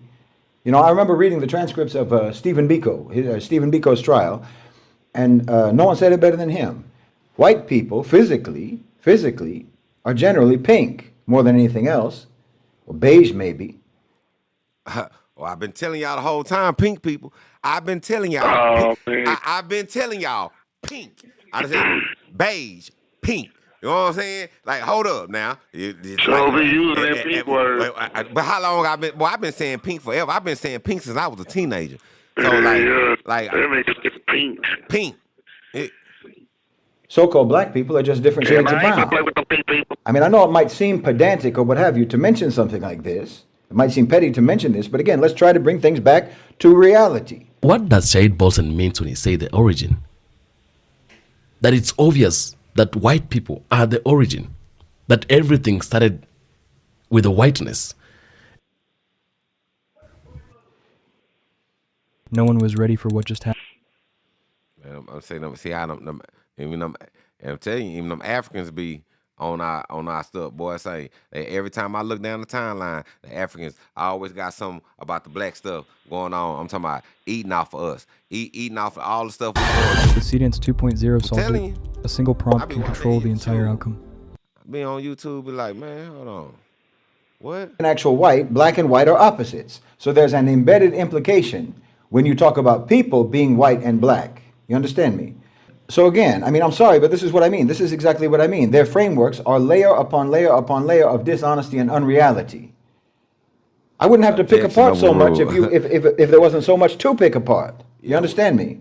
So physically, white is not a real category. Humans don't come in these colors. We're not birds or something. Cats or dogs or what have you. Human beings don't come in those colors. So let's dispense with that false construction from the outstart. It's moronic. And it only exists for political and economic reasons. For ideological functions in service to political and economic reasons. Now again, I'll repeat, because you did invent these categories and this method of compartmentalization and discrimination, and because your society actively treats people according to these categories, so-called black and so-called white, They exist as real things in these terms. Because you act like any of this is real, because you act like it's real, so now you have created very different experiences for people, which means different histories for people, different communities, different identities, and so forth, all on the basis of your fabricated categories. So we have to make that distinction. In reality, in actual reality, so-called black and so-called white do not exist among humankind. But because you treat them like they do, because you classify human beings this way, now you forced this to become an experiential reality for people. You understand? Now it is an experience that people have in this world, have in their lives, in their minds, in their psyches, in their identities. Drop who? All based on a completely warped and entirely unjustifiable framework. See, you created this problem for mankind. You created this problem for mankind. Because before you created this problem, people just came from different places. People just had different physical characteristics. People had different backgrounds, different heritage, different lineage, different cultures, and so forth. Different languages, different customs, different practices, different beliefs, and what have you. And human beings all around the world just acknowledge the obvious reality that people who come from different places and come from different environments and come from different climates, they have their own qualities. And generally speaking, it was inconsequential to most people how people looked. That wasn't considered a particularly interesting aspect of any home, of any folk, of any nation, of any people. I mean, do you understand, as a so-called racial category, as an identity, as a thing that means something, that's supposed to mean something about who you are and about who you're supposed to be loyal to and about what group you belong to, the so-called concept of whiteness is only about 350, 400 years old. That's it. 350. Who you want me to drop? Who you talking about? She's lit. What's going on, She's lit?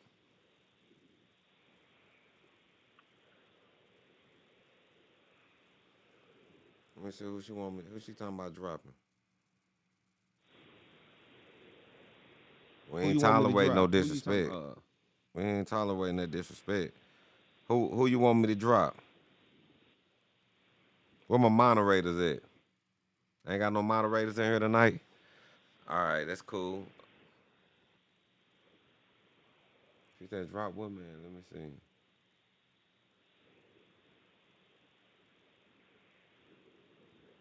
Oh, no.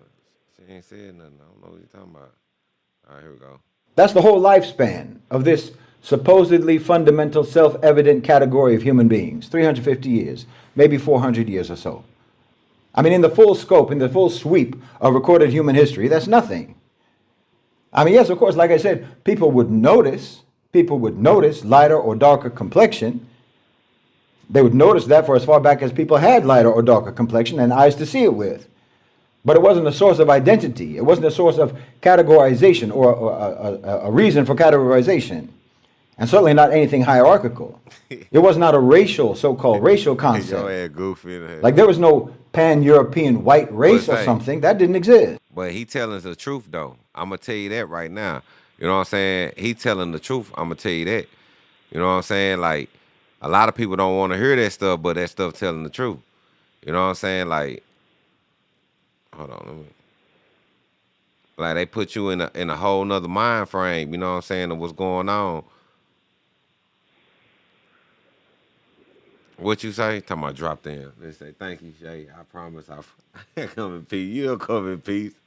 That man speaking law. And I know he's speaking, man. She up there, she messing up the flow, talking about take him down. You know what I'm saying? Like, nah, the dude, he saying some real shit. You know what I'm saying? I'm almost through. I'm finna wrap it up because I got two other things I want to talk about on her too, and then I'm finna jump up off of here. But hold on. Here you go. Go back. I mean, yes, of course, like I said, people would notice lighter or darker complexion. They would notice that for as far back as people had lighter or darker complexion and eyes to see it with. But it wasn't a source of identity. It wasn't a source of categorization or a reason for categorization. And certainly not anything hierarchical. It was not a racial, so-called racial concept. Like there was no pan-European white race or something. That didn't exist. It was just an incidental feature, a superficial feature believed by most people to be climate related or location related or so forth. See, you didn't even come up with this foolishness until your so-called enlightenment. That's when you came up with this foolishness, when you got enlightened. You had this racial epiphany, and it just happened to coincide with colonization and the transatlantic slave trade. What a coincidence. Before that, Europeans didn't think of themselves as white. Not once, not ever. The English thought of themselves as English. The Irish thought of themselves as Irish. The Germans thought of themselves as German, and the French thought of themselves as French, and so forth. There was no white brotherhood, no shared white culture. They despised each other. They detested each other. Genuinely, deeply, violently, generationally, they despised each other. There was no such thing as pan-European solidarity. There was no white fraternity. That never existed in history. There was centuries upon centuries of tribal hatred, border raiding, religious slaughter, dynastic warfare, and the systematic exploitation of every neighboring group whenever the opportunity presented itself. The 100 Years' War, that was England and France on and off for over a century, for 100 years. The 30 Years' War, it was so the 30 Years' War was so destructive that it killed somewhere between 25% to 40% of the entire population of Germany, what's now Germany. Europeans doing that to other Europeans. So-called white people doing that to other so-called white people. The War of the Roses, butchering each other for a crown, for the throne. The English occupation of Ireland. That happened centuries before they ever went to Africa or anywhere else. With the same logic of extraction and displacement and engineered famine, they perfected that on the Irish people, white people, so-called. White people being colonized by so-called white people. There's your Aryan Brotherhood. So let's get clear. Let's get clear on what Europe actually was before the concept of whiteness was invented. Because it is a completely invented concept. For most of recorded European history, the overwhelming majority of Europeans lived in abysmal squalor. Absolutely abysmal squalor. You can't imagine the conditions. You would recognize it today as extreme poverty if it even exists anywhere today. I'm talking about a level of destitution that's difficult to comprehend from a modern point of view, from a modern vantage point. And that's where I wanted to stop at.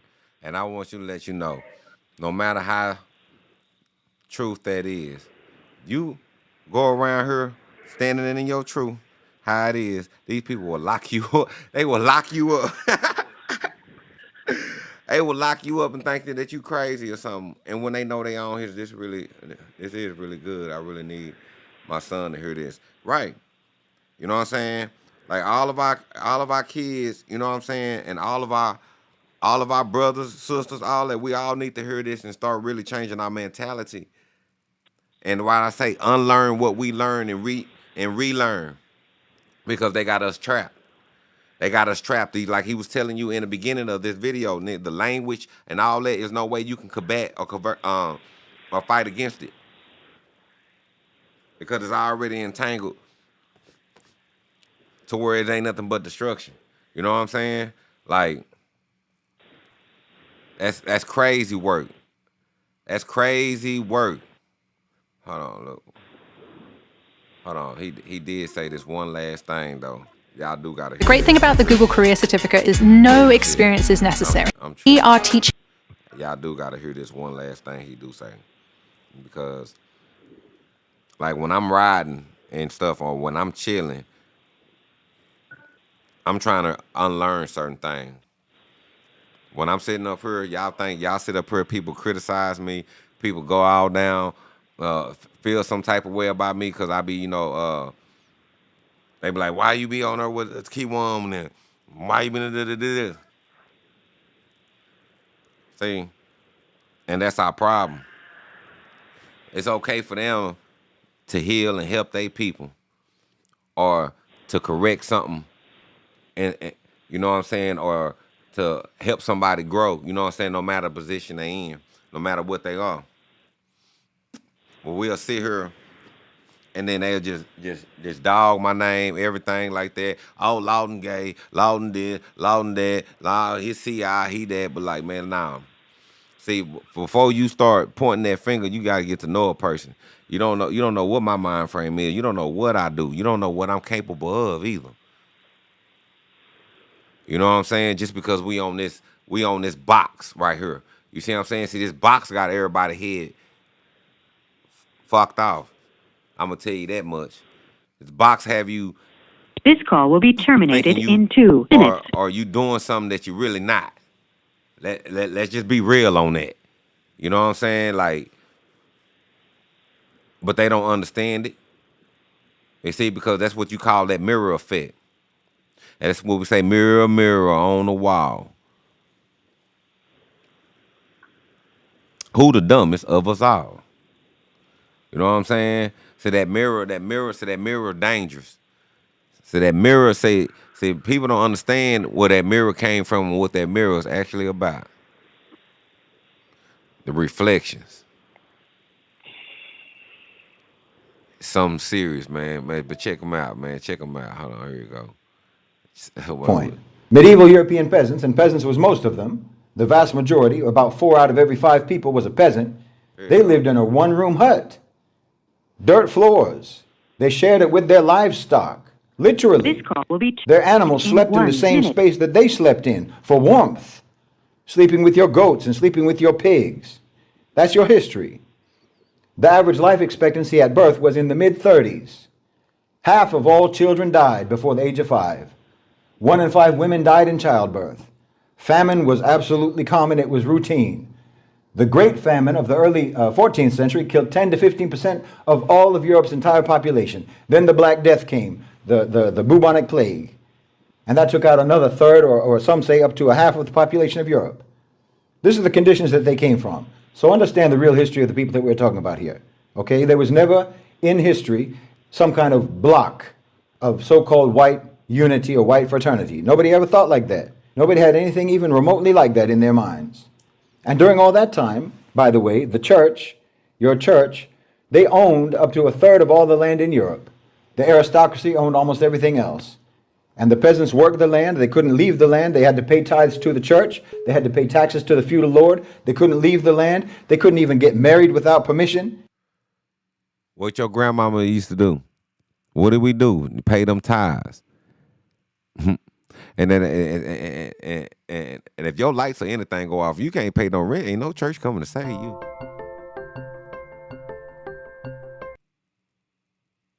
This is a prepaid call from.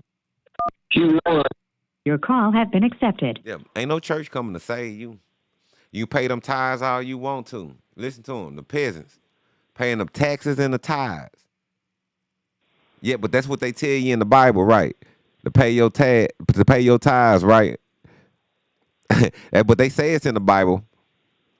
But they gonna find a verse to make it seem like you gotta pay them tithes.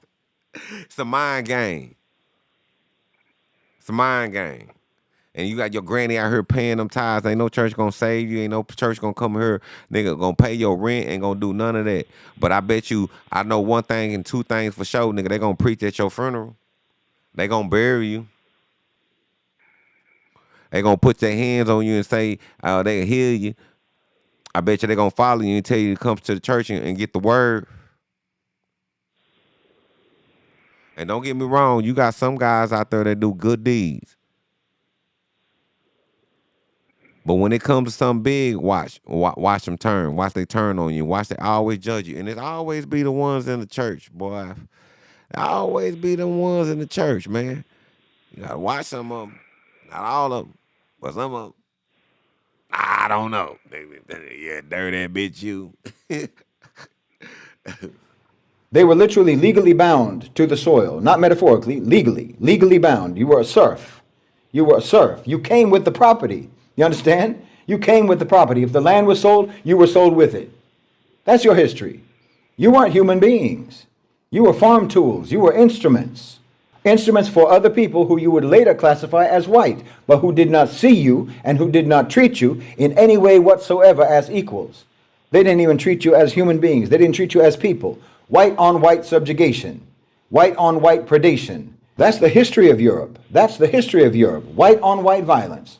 White on white war, conflict, and strife. And if you're paying attention, that's Europe's future too. That's their future too. That's where they're going. And if you're paying attention, you'll notice that not much at all has changed. Even after they started calling themselves so-called white instead of calling themselves English, or calling themselves white instead of French or German or what have you. The same system is essentially what you have right now in America. That's the feudal system. Europe's great civilizational achievement, the feudal system, before they went out and colonized everyone else. And that's still what you have today. In fact, it's the only organizational approach that you have to your societies, centuries later. Now, I've talked before about how in Europe, across Europe, before Christianity, these people were pagans. They worshiped the jinn. They had relationships with the jinn, with the shayateen. That's not me saying so. This is the historical record. This is the historical record. The Germanic tribes, Odin, Thor, they had blood sacrifices. Yes, blood sacrifices. They did that. They did animals mostly, but they also did human sacrifices, and that is documented. So notice, all your kids' cartoons, all these comic books, all these movies, all these TV shows, they are speaking truth to you. They ain't nothing just somebody just sat there and made up. You can tell the ones who sit up there and made up is them bootleg nigga movies. You know what I'm saying? A bootleg baller movies. Our movies are always about trying to hustle, get out the hood, motherfucking me, relationship problems, being a player, pimps, you know what I'm saying? And funny shit. These motherfuckers, from aliens to technology to incest to like they like, man, come on, man. These cartoons, Transformers, all that stuff like that, He-Man, all that, say, man, Lord and Doom. Man, the channel name is, I got you. Here you go, right here.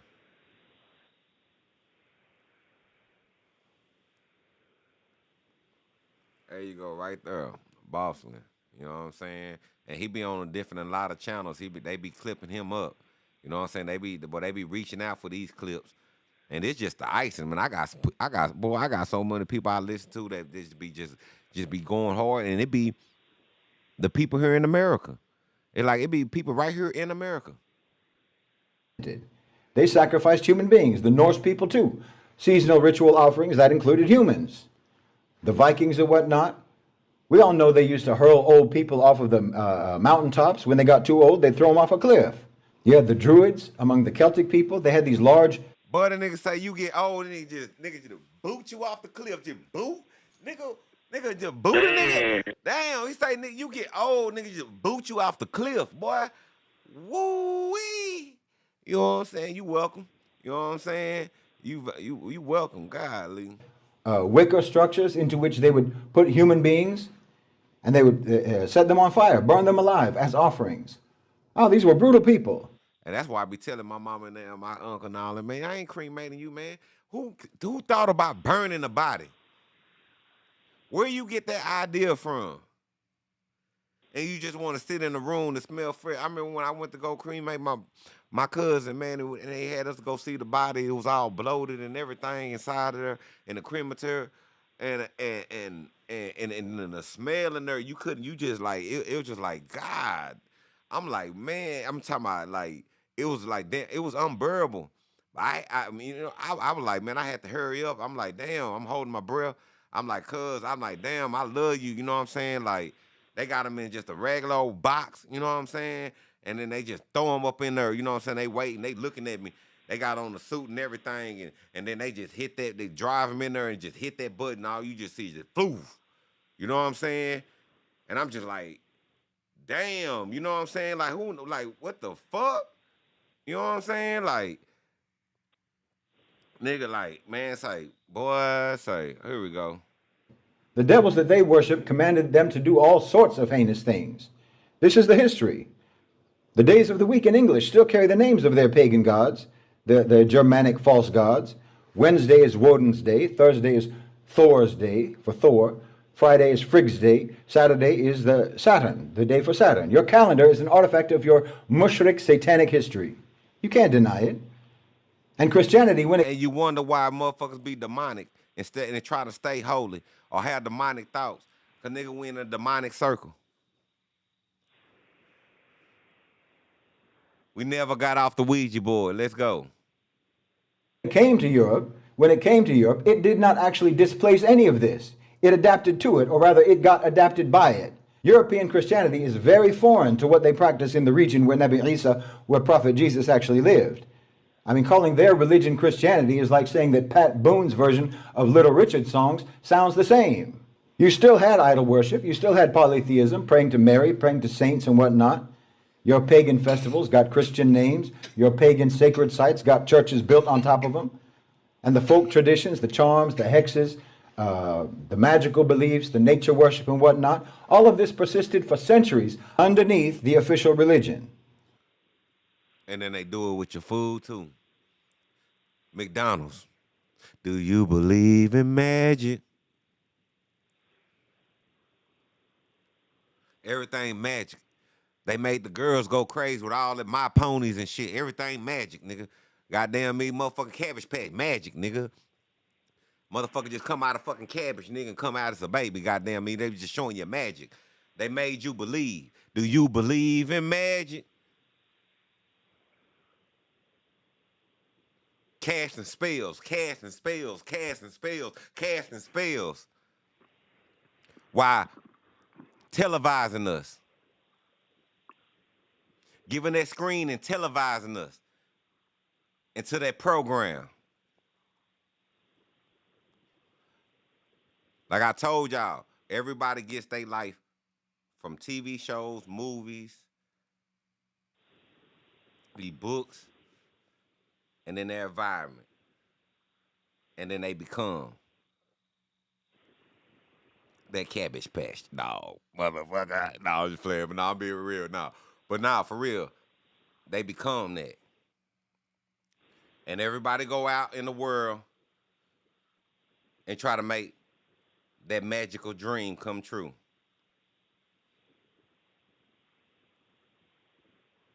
And in fact, they still do persist.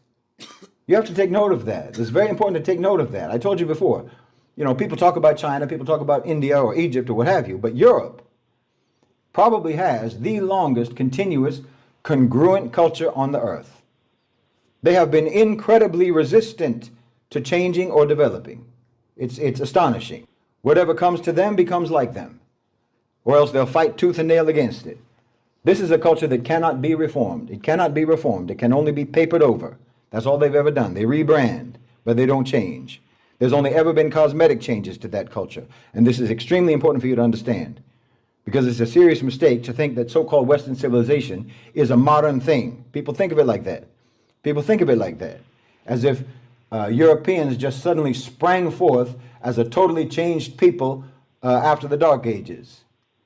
You know, they sprang forth as these great enlightened, rational, scientific, humanitarian thinkers or something out of nowhere. You know, they like to partition their history like that. They like to partition their history. There was the before and there's the after. That's this sort of partitioning. That was then, this is now. Let's not talk about the then. But no, understand, this is an ancient people. This is an ancient people, and they are more resistant to change and more resistant to reform and rehabilitation than any other people on the face of this earth. You think industrialization changed them? Like, as soon as they got machines and as soon as they got gunpowder, somehow that caused a sudden, rapid maturation process, a refinement and advancement in their character? No, not at all. You know how like the West, the term the West is synonymous with modernity, as if some highly advanced, you know, intelligent life forms, some extraterrestrial life forms landed in Europe in the 1800s, and they have no other history before that. No, this is a people, the European people, this is a people who are ancient and whose ways and whose culture has remained absolutely consistent for the last 10,000 years. I'm telling you, things that they were doing and ways that they were acting 10,000 years ago, they were doing those same things 1,000 years ago, 100 years ago, 10 years ago, and this morning. They're pre-modern in the modern age. It's 2026, but they're still prehistoric. I'm telling you, in their minds. So you understand, I'm talking... That nigga said they pre-mind and prehistoric. That nigga said they pre-modern and prehistoric. You know what I'm saying? Like about the origins of the culture, the origins of the system that you're all in over there in America right now. The origins and the originators. And that's the culture and that's the system that all of you have absorbed, that all of you have been affected and infected by. No matter where you sit in the social and economic hierarchy of that country, it doesn't matter. Yes, it doesn't matter. You're seeing the world through a prehistoric lens. And it's not even the lens of your own original culture, the original lens of your own actual people. If you're a so-called minority in America, a member of the global majority in America, that lens has been grafted onto your perspective. Now you can't even see through your own natural eyes anymore. You only see through their eyes. Hey, is your Mac secretly underperforming? Mine totally was. I used Clean My Mac's health check to figure it out. Super quick. Through their eyes. Take a look. Clean My Mac instantly shows battery status, This been going on forever. CPU load, and background memory hoggers. Yeah, but we see through their eyes. This call will be terminated. It empowers you with control to keep your Mac healthy and Yeah, there you go. All right. Well, just organized, remember that, you know what fighting I'm saying? digital mess and ad trackers. Oh man, this shit right here gonna make me kick it out. There you go. All right. But yeah, we see through their eyes. We see through their lens. You know what I'm saying? And it's time for a little you laugh, go Shay, you crazy in the mud. But it's time. Nah, it's time for us. It's time for us to get away from all that now. Let me see. But it's like, what we really gonna do? You know what I'm saying? It's like, what is it? What is it? What is it? What's it gonna take? Because a lot of people, we've been sacrificing for so much. So what's wrong with keep sacrificing? I mean, This call will be terminated in 1 minute. You got all of us. We just living day to day like a hamster. You know, like you. Anybody ever seen that movie Butterfly Effect? Anybody seen the movie Butterfly Effect?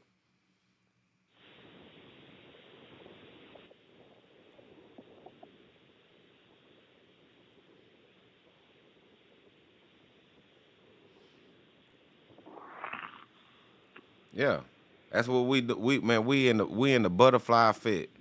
We wake up, we do the same thing, boom, we try to, you know what I'm saying, try to get back to it, you know what I'm saying, change it up, little shit change in our life, you know what I'm saying, and you right back in the same predicament, you know what I'm saying, or we like we in the hamster wheel. All we doing is just turning that motherfucker. That's all we doing. Get off that bitch, go eat, you know what I'm saying, multiply a little bit, you know what I'm saying, shit, you know what I'm saying, get back on the wheel, you know what I'm saying, get to work, you know what I'm saying. Then once we get old and we can't work the wheel no more, it's time for the new hamster to get in there to work the wheel. You know what I'm saying? Shout out to my boy Willie D, you know what I'm saying? Like, hey man, say I like this right here. Willie D be on it, man. Willie D is one artist I always listening to. Y'all make sure y'all go check out Willie D. This is a prepaid call from. Your call has been accepted. Ever since controversy, all that shit like that, KKK, all that, Willie D, Willie D, he the one that really, that country tune rap is Willie D started that. For sure. I ain't got no problem with that. PMC, yeah, but now, Willie D deal, definitely fam. one of the ones. He said, this is flying how through he your feels belly today. with my belly Perhaps he'll change his mind. Either way, Pussy, weed, I and kind of just alcohol. like the idea that people who are on the other side of the aisle can also see the BS. You dig what I'm saying? Check it out. Happy Thursday morning. How's everybody doing? Don't do me like that, Willie D. Willie D.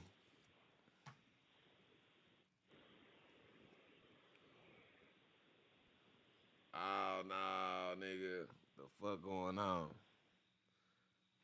Oh, here, I knew it was a commercial. I kind of figured that's what it was. All right. Skip that shit. All right. Oh, shit. I wasn't trying to do that. So, Jeff Metcalf, boy, I tell you what, he got a lot of nerve.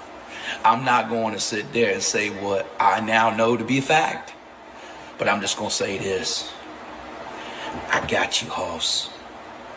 I got you. And it's already in the works for you, the judge, and the prosecutors. See, when somebody has alcohol problems, they like to run their mouth too much. So they didn't know how to truthfully answer the best way of a direct question earlier, did they?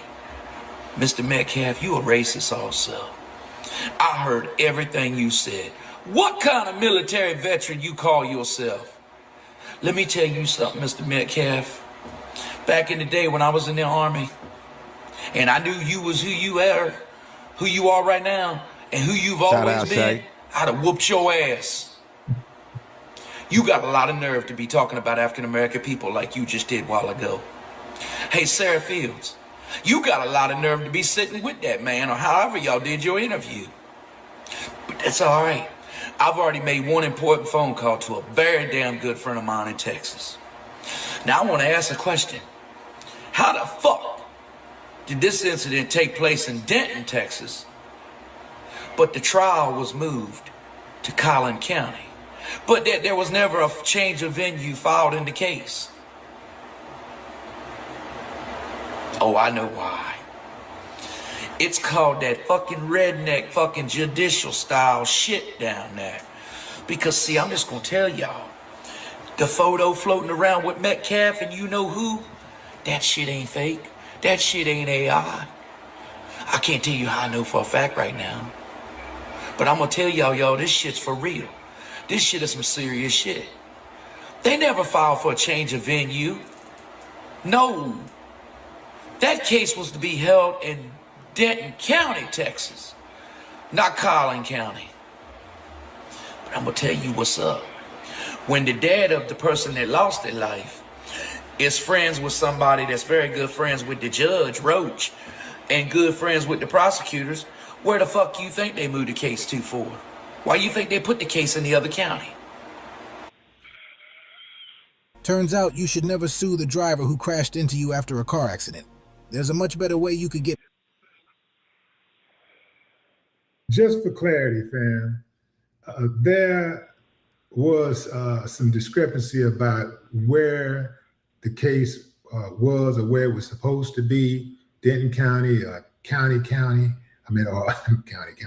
Denton County, or Collin County. Now, Frisco is in Collin County. It's in Collin County. Now, but parts of Frisco, from what I understand, is also in Denton County. This happened at Kirkendall Stadium, which is located in Collin County. So just to clear that up. What's going on this morning? Y'all some and he say that picture in AI. I mean, they probably was some What's judges going on this morning? and some people. Man, after fix. Yeah, but yeah, there probably was some judges and stuff that went, but that wasn't the judge that was in there though. And they probably related. They said that was his brother or something, or his friend or something like that. I think that's related to them on that picture. You know what I'm saying? So. Yeah, Willie D had to clear that shit up too. He's like, nah, nigga, that nigga was in Collin County, nigga. Sorry ass motherfuckers, man. Let me tell you something. I may not have went to law school, but I'm damn sure smart enough to nail you. But that don't change anything that he's saying.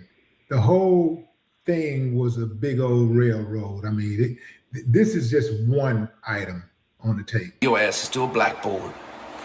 And like I said, I've already made one phone call and I'm getting ready to make another first thing in the morning.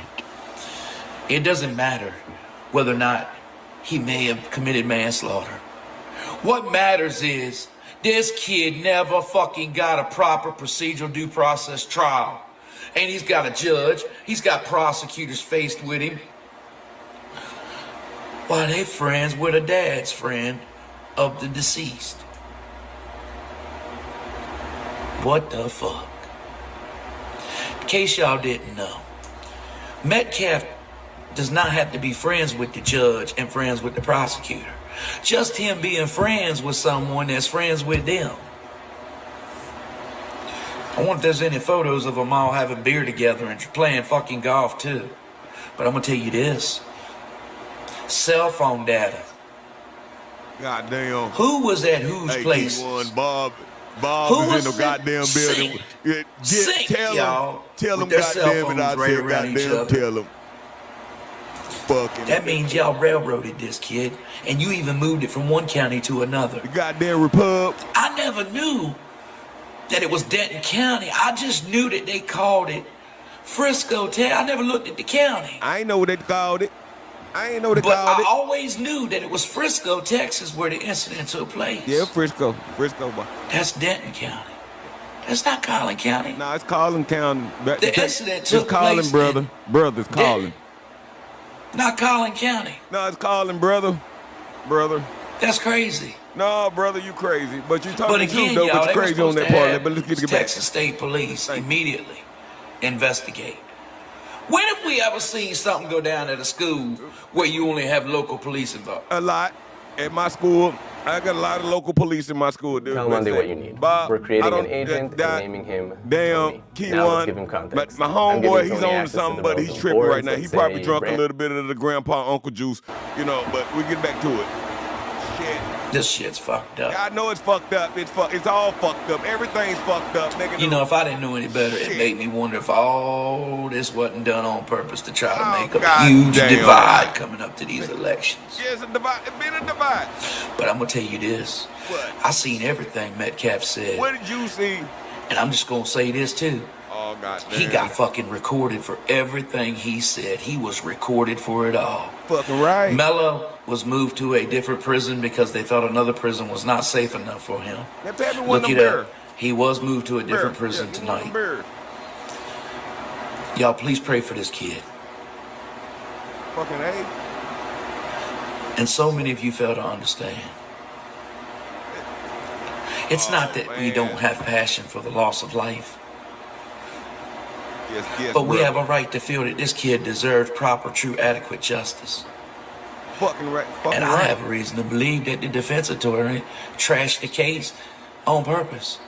And even I could pick different pieces and show you that he definitely didn't give him a proper defense like he was required to do to the best of his legal ability. I knew that some bitch pissed on my motherfucking leg and told me he was ranked some bitch. Under ethics standards, he was required to represent that kid the best that he could once he signed a retainer. Fucking right. And announced his representation to the case.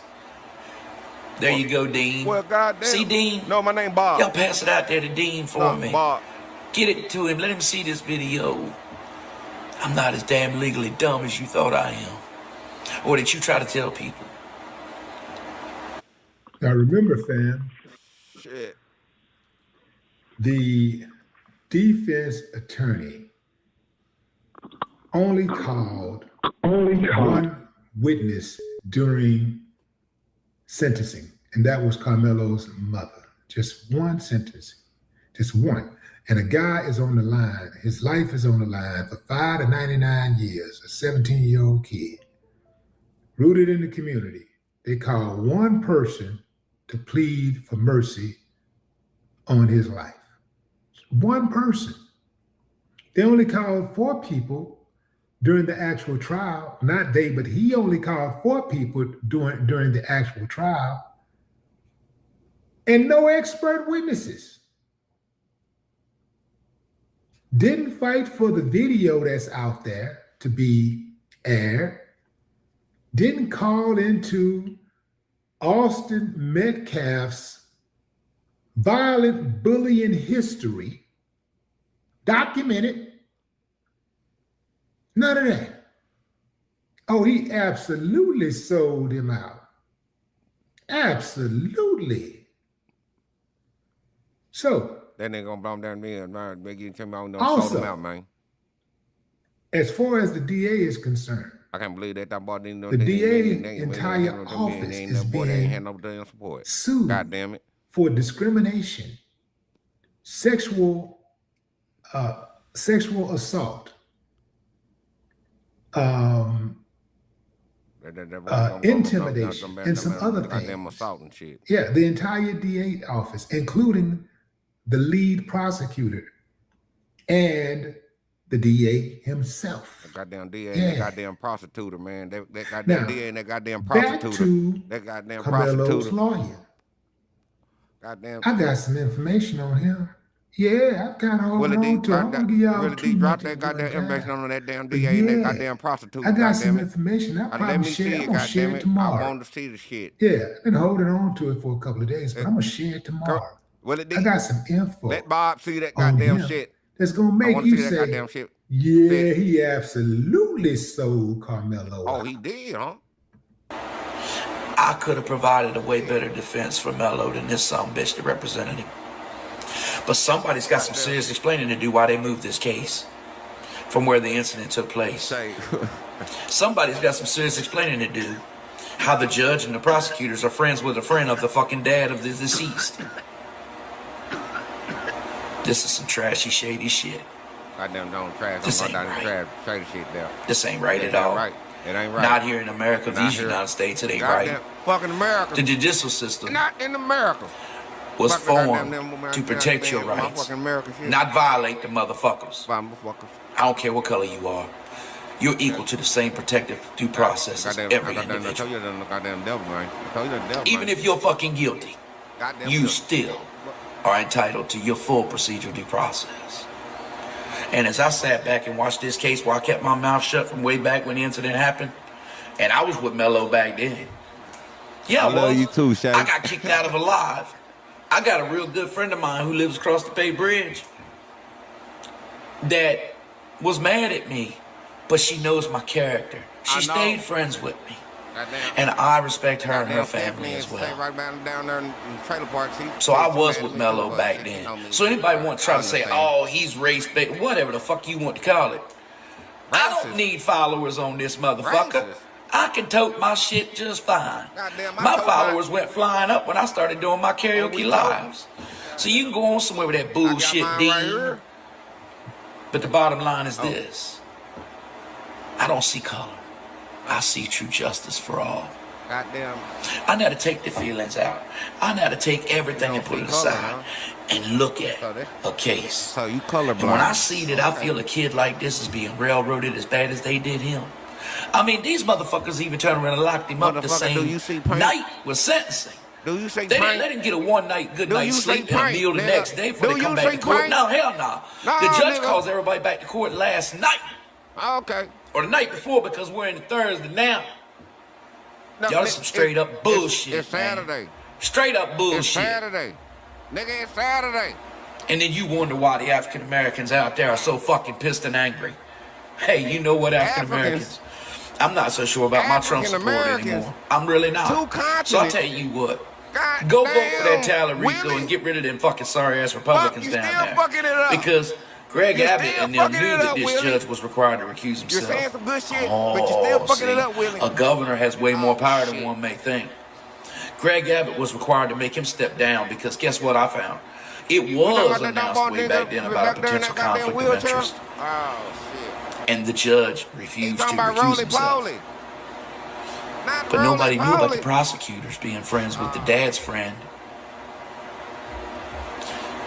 Maybe that's why we had so many witnesses go up on the stand line.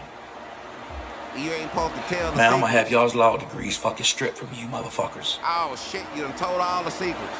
They know I'm all gone. the secrets. They know all about secrets. Man. And I can't wait. They know all white power. Look at that ass. God damn it. White power. White power. God damn. That goddamn some bitch. That some bitch was mad.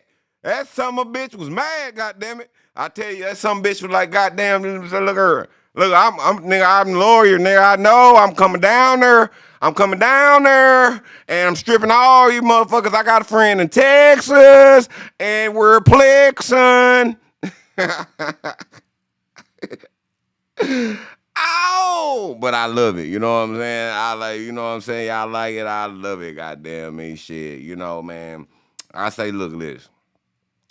It's fucked up what they did to Carmelo, man. And we knew that was gonna happen a mile away. It was already set in stone. You know what I'm saying? It was just like it was already set in stone. Now, white power. You know what I'm saying? Like shit, like they be on our ass with that, boy. Say, goddamn me, that's where we learn shit. That's where we got the revolution. That's where we got this from. Shit, we probably got stand. Shit, we just throwing castings on ourselves. Black power. You know what I'm saying? They pop. They go that hell. They go white power. Nigga, shit, boy, I say, nigga had the bitch on the motherfucking checkerboard around this bitch, nigga, shit. The fuck? Nigga, what's wrong with Charleston White, man? Charleston White, man, it's like everybody's making a mockery of this shit. Everybody's just like, now, you see everybody's at their end wits. You know what I'm saying? Like, everybody's at their end wits right now. You know what I'm saying? Everybody's going crazy. Everybody's so confused. Everybody like, where do we go from here? Where do we go from here? We tired of the fluff. We tired of the kumbaya. We tired of the kuna matata. You know what I'm saying? We tired of it. Goddamn. Goddamn. Goddamn. Goddamn. And then with some reciprocity. You know what I'm saying? Goddamn me. Like, motherfuckers don't even make music for the soul no more. Goddamn, you got to go back to the old days to just heal your mind. Just like, it's just so cluttered today. Nigga, all you hear is the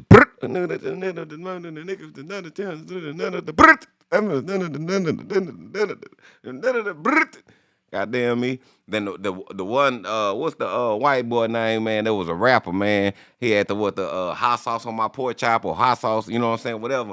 You know what I'm saying? He done did some shit out there in Florida now. They done, man, I say, man, what is going on? You know what I'm saying? Like, what is going on?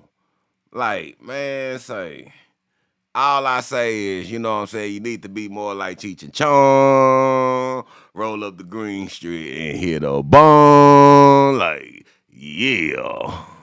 Tune in, nigga, to this bullshit. You know what I'm saying? Here we go. You know what I'm saying? Charleston White is on the motherfucking show. You know what I'm talking about? Here's Charleston White today. It's the first time I ever brought Charleston White up in this kind of motherfucking capacity because brother is making his rounds right now. You know what I'm saying? I mean, I don't know if the nigga up and I don't know if the nigga down. If the nigga go sideways, he gonna go this way. You know what I'm saying? So let's go. Fix that. Oh, man. Saturday, 9:30 a.m. West Coast time, 12:30 p.m. East Coast time, man. You know the time difference. You understand the time difference. Let's get it. Man, shout out to King Supreme. Charleston TV, White goes off for educational and research on purposes Carmelo only, Anthony's dad. Now, some people and gonna say, "Man, look, man, that's Charleston White." You know, you never know what to expect. You never know what to expect. This guy will do and say anything for money. So I guess it makes perfect sense why he's cool with Anton Daniels, because Charleston, like, he'll support you 1 minute and he'll go off on you the next minute. You know, like, unfortunately, that's just what it is with Charleston. He cool with you. The next thing you know, he talking crazy about you. Make sure that you guys get the likes up as soon as you tap in with your boy. Yeah. The time is now. Yeah, y'all make sure y'all tap in over there. You know what I'm saying? But check it. There you go. Charleston White goes off on Carmelo Anthony's daddy. Said, called him a weak black man.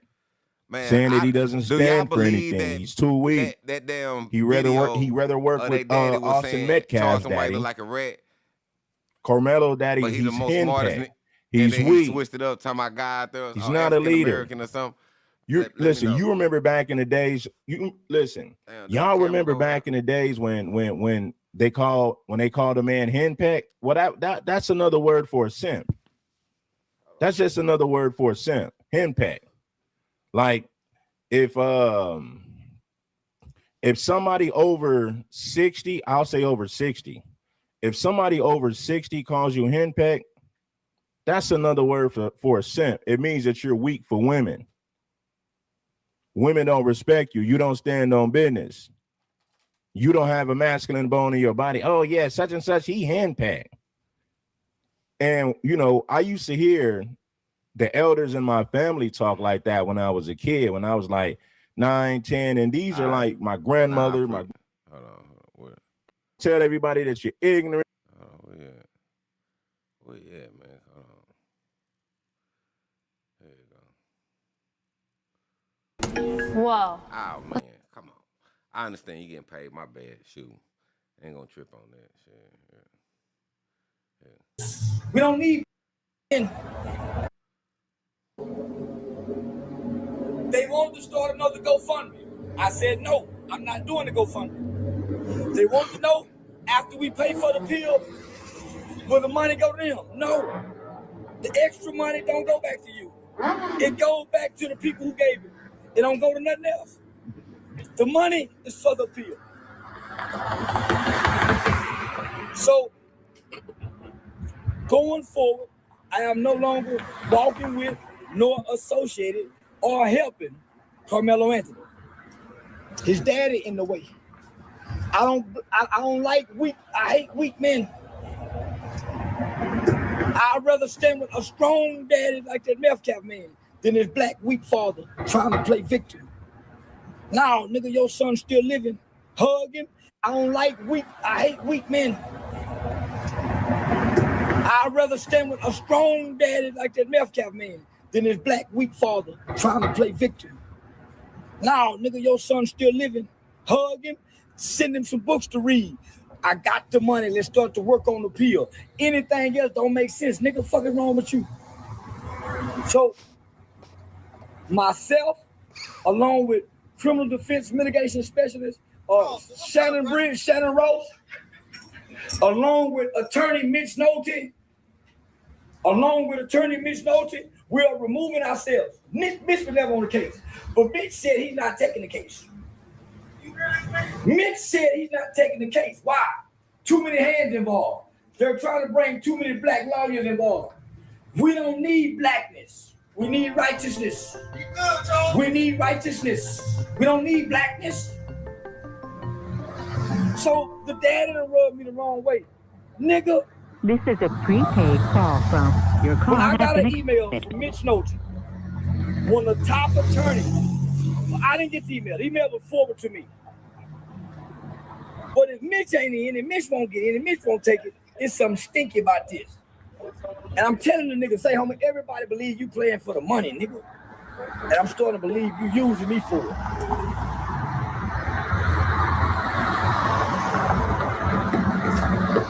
You want to get the money, but then disassociate yourself from me? Nigga, I'm here for that ball. How many people believe Charleston White, man? Is Charleston White being a snake, or do you think does Charleston White have a point for not wanting to work with Carmelo's daddy? Or you say, nah, Charleston is just full of shit. He'll do it. And if you bring any other race-based lawyer into it, nah, how y'all doing? He ain't like what would he look like that? Yes, sir. Okay.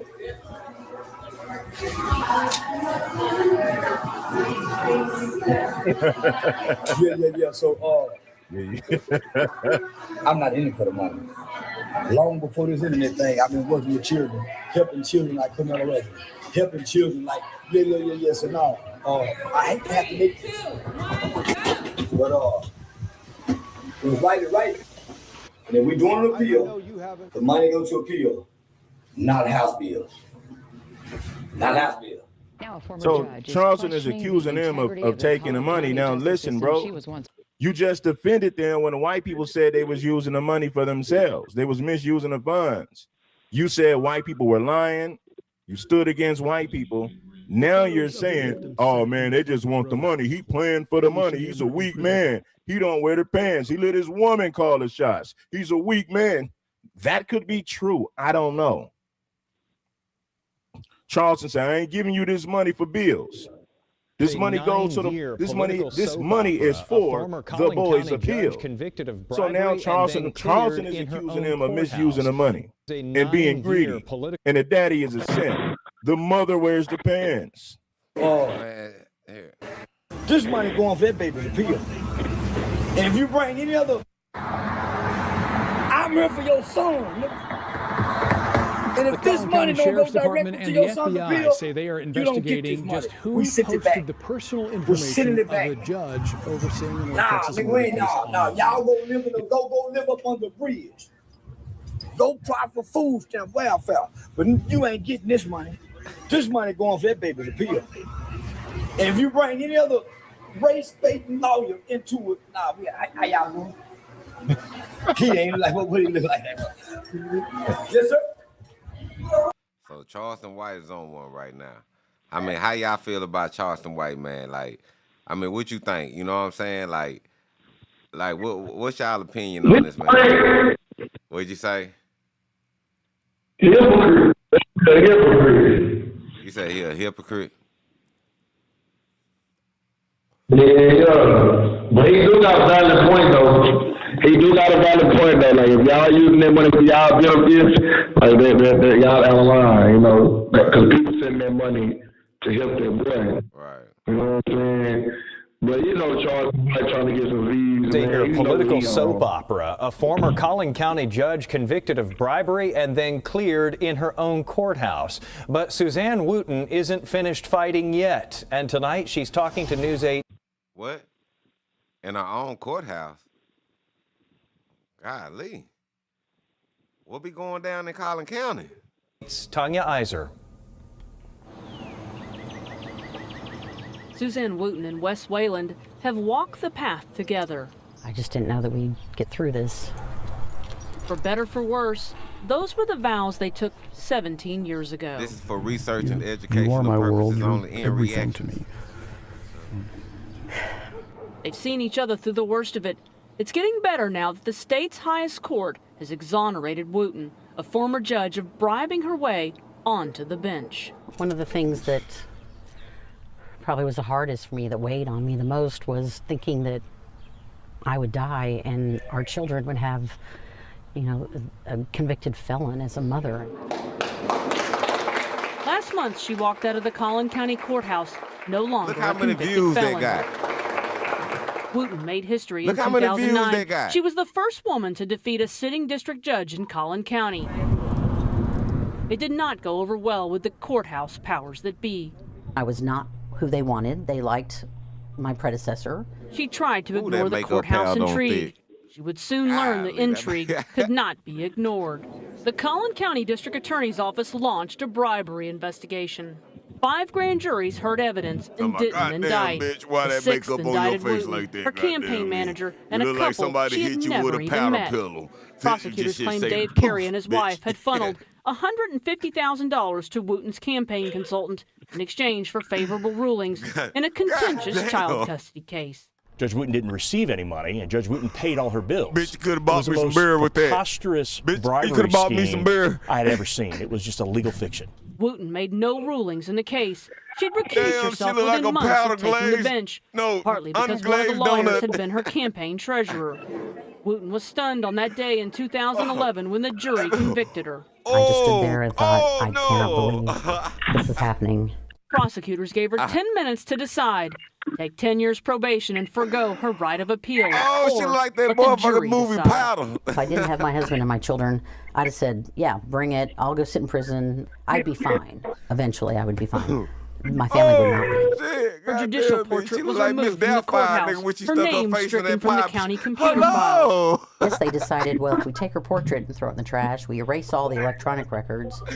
It didn't happen. Suzanne was That's marked for school reaction. field That's trips not and research PTA purposes meetings. right there. She I'm couldn't not- even okay, travel now to let's get back Tarrant to the County reaction. without permission from a probation Goddamn. officer. For me, the hardest part was not being able to protect my family, not being able to take care of things for her. Last year, the Court of Criminal Appeals paved the way for Wooten's exoneration when they threw out the Carey's conviction. Bitch, fresh out the casket. Morticia, goddamn me.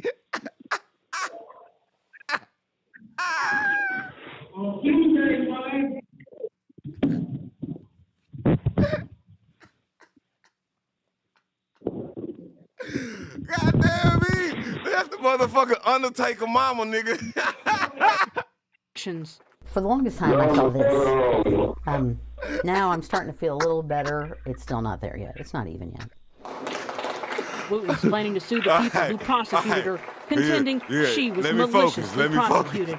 You should not be entitled to do this. But damn, to abuse your bitch. position of power to manipulate the system, and honestly just to go after people because you don't like them. Her portrait is back on the wall Oh, that of the picture courthouse. alive. Somebody painted that hoe. Wooten and her husband are going to Paris to renew their vows under the Eiffel Tower. But this was an AI picture. No, you thought of it. It's wonderful. I love you. To get what they know, Somebody made they that can hoe on do anything. Canva, my nigga. Say, hold on. Tanya Iser, Channel 8 News. All right, so after watching that, a lot of you are probably left with the... All right, hold on. Say, hold on. Like, hey. Man, sometimes, man, god damn. Man, check this shit out, man. I can't make this shit up. Man, I can't make this shit up, man, nigga. Boy, I can't make this shit up, my nigga.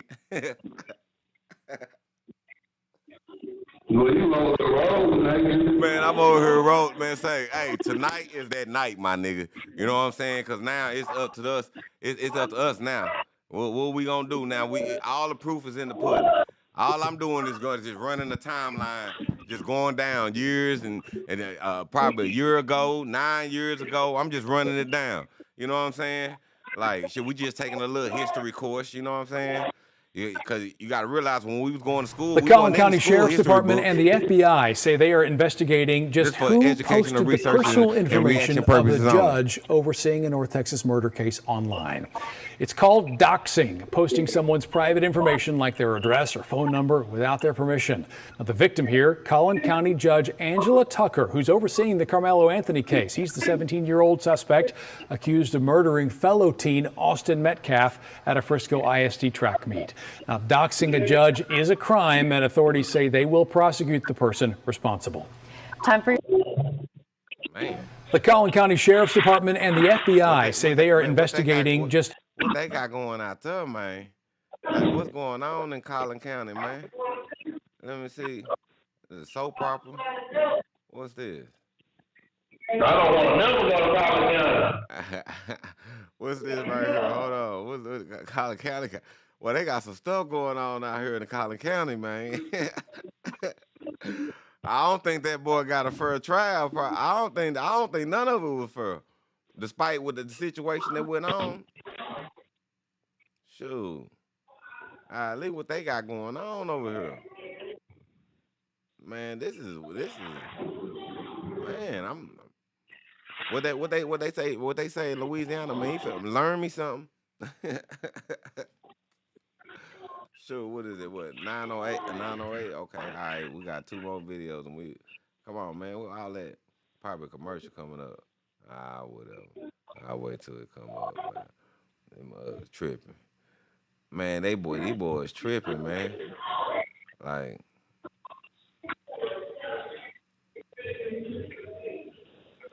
I can't believe that this girl buying her way into the judge. You know what I'm saying? As a judge, you know what I'm saying? Like I'm talking about just running all scandals out here.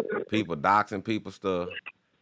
You got the daddy out here calling niggas. You know what I'm saying? Nigga, you got niggas overseas, nigga over country, other countries, niggas shooting down the US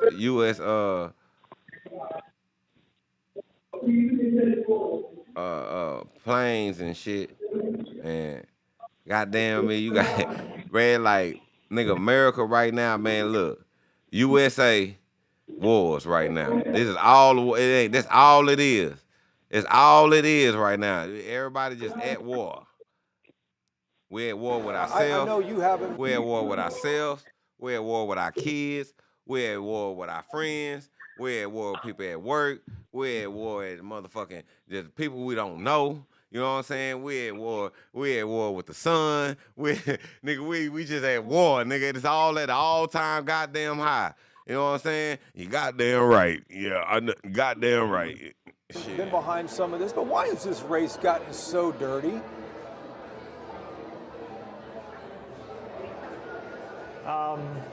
That's a great question. We have run a fact-based campaign, but I think it's just that there are some groups that are just dissatisfied with our representation, and I think that's where it stems from. But it's a great question, and I regret to see that it has gotten that way, but at the same time, the people are responding to that, and I believe that we will see a change overnight in the voting numbers. So, that man said out his own mouth, some people that don't like them. So like he said, the same thing they was doing down back then, same thing they doing today. In 2 minutes. Say they pre-modern and prehistoric. That prime example. We say that part, you know what I'm saying? You know what I'm saying? Like, shoot. I want y'all to listen to this, man. And look. When y'all listen to this, I really want you to understand what this man's saying this. Cause I finna get ready to get up off of here. But when you listen to this song, right? I want you to understand exactly what the man say about the devil. Cause right now, hold on. We at war. And it's at an all-time high. And only us. This call will be terminated in 1 minute. We know this. Only us. Only we.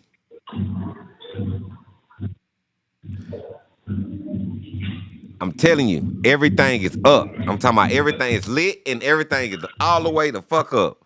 You know what I'm saying? Real shit.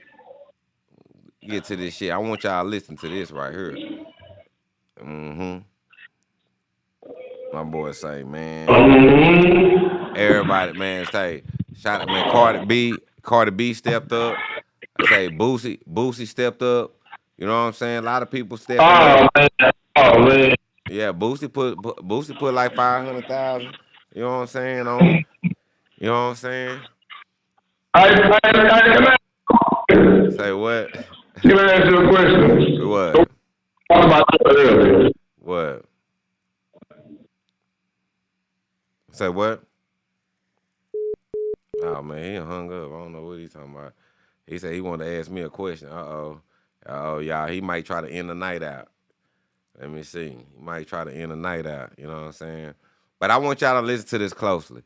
You know what I'm saying? This is for educational and research purposes only. I am reviewing this song and everything like that. Oh, man, your phone messing up. There you go. With that bullshit. See, now I'm going to have to get Bob on him now. Hey, yo, hey, Key One. Hey, yo, Key One. Hey, yo. Looking at that nigga. Here. Oh, man. What nigga got there? All right. Boy, let me see if that shit worked. Been accepted. Yeah, hello. Yeah, man. Appreciate it, but we ain't done yet. We ain't done yet. Hold on. What you say, man? You on live right now. Man, I'm live. What do you think about people that donate money and put it out there that they donated it so the world can know they donated it? Like, what's your input on it? Because one thing I know is when you do something, it ain't for you to brag about. You know what I'm saying? If you do it off your heart, you're kind of your heart because you really care or you really feel sorry or something. But when it's coming from your heart, you just do it and it'll just be done. But what do you feel about people that, you know, reach out to the internet and let it be known, like, yeah, I'm sending 500 or I'm sending 100,000, I'm sending 75. I mean, what's the real motive? I don't know. Sometimes some people will be trying to gain some or keep a reputation going. I don't know, but I don't know if Boosie said it. I just know somebody posted it and said it. It wasn't that per se Boosie said it out of his mouth. You know what I'm saying? I'm talking about this Boosie. I'm talking about Charleston White, Cardi B. Like, Oh, it's like I can send some money right now. Right? I mean, I think if you really trying, if you really I think if you really going to, if you really gonna do that and you really about that and you gonna do that, ain't no need for the publicity about it. You know what I'm saying? But if it's something that you trying to gain more people to be involved, then I understand it. But then when you start doing the annex, I think you got a whole nother motive. You know what I'm saying? It's like it's a whole nother motive going on. So it'd be bullshit. I'm just trying to figure it out. It be some bullshit. You know what I'm saying? Like I see through the bullshit. You know what I'm saying? Don't think that, but sometimes you gotta be careful, you know what I'm saying? Because it's some people who out there really just genuine with it. You know what I'm saying? We can't put just everybody in the same box. You know what I'm saying? But we do see the motherfucking niggas out there, you know what I'm saying, that's out there, you know, saying crabs in the bucket or the fucking or whatever you want to call them. Or we call them, the demons on the wall. You know what I'm saying? So I want you to listen, huh? Warren came to me that night. I'm like, yeah, this person supposed to be putting money up. He's like, man, it's sad that they have to go on the internet and expose that they're putting money up. That's how you know it starts from the bottom of their heart. That would open my mind to it. Right. I'm like, damn, I was just thinking about it when I called you. And I was like, man, like this shit don't make no sense. You know what I'm saying? Like, right. If you gonna do something, you gonna do it off your heart. And ain't for nobody else to know or to expose. Like, I did this. Yeah, I put money on it. So you know what I'm saying? That's just real. Right. Now I know exactly what you mean, because some of that shit it be publicity stunts. It's just like it's the same thing as like we were talking about. Pink people and other people they still here do these charities and all this and these donations. You know what I'm saying? Just for political standards and all that, or trying to get somewhere and stuff like that. So I get it. Don't think I don't. You know what I'm saying? But listen to this. I want you to understand what this man's saying right here. This is not my music, you know what I'm saying? I'm using this for education and researches and review purposes only. Here we go. Pastor Troy, shout out.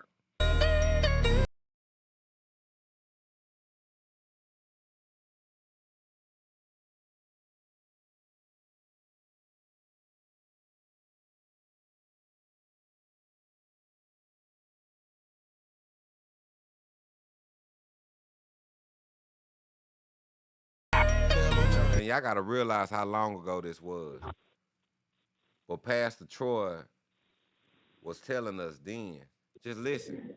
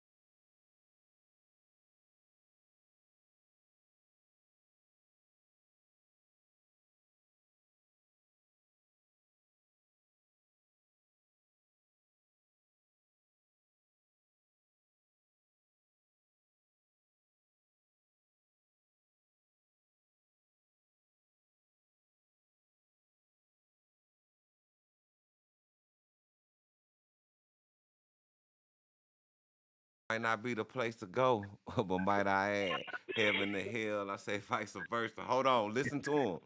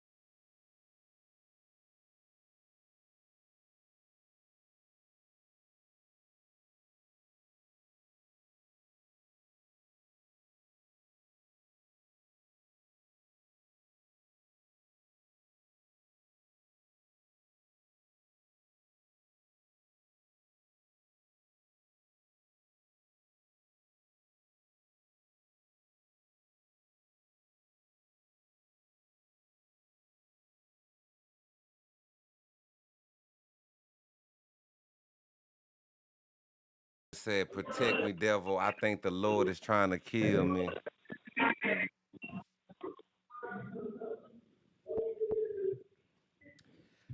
That man said, protect me, devil. I think the Lord is trying to kill me.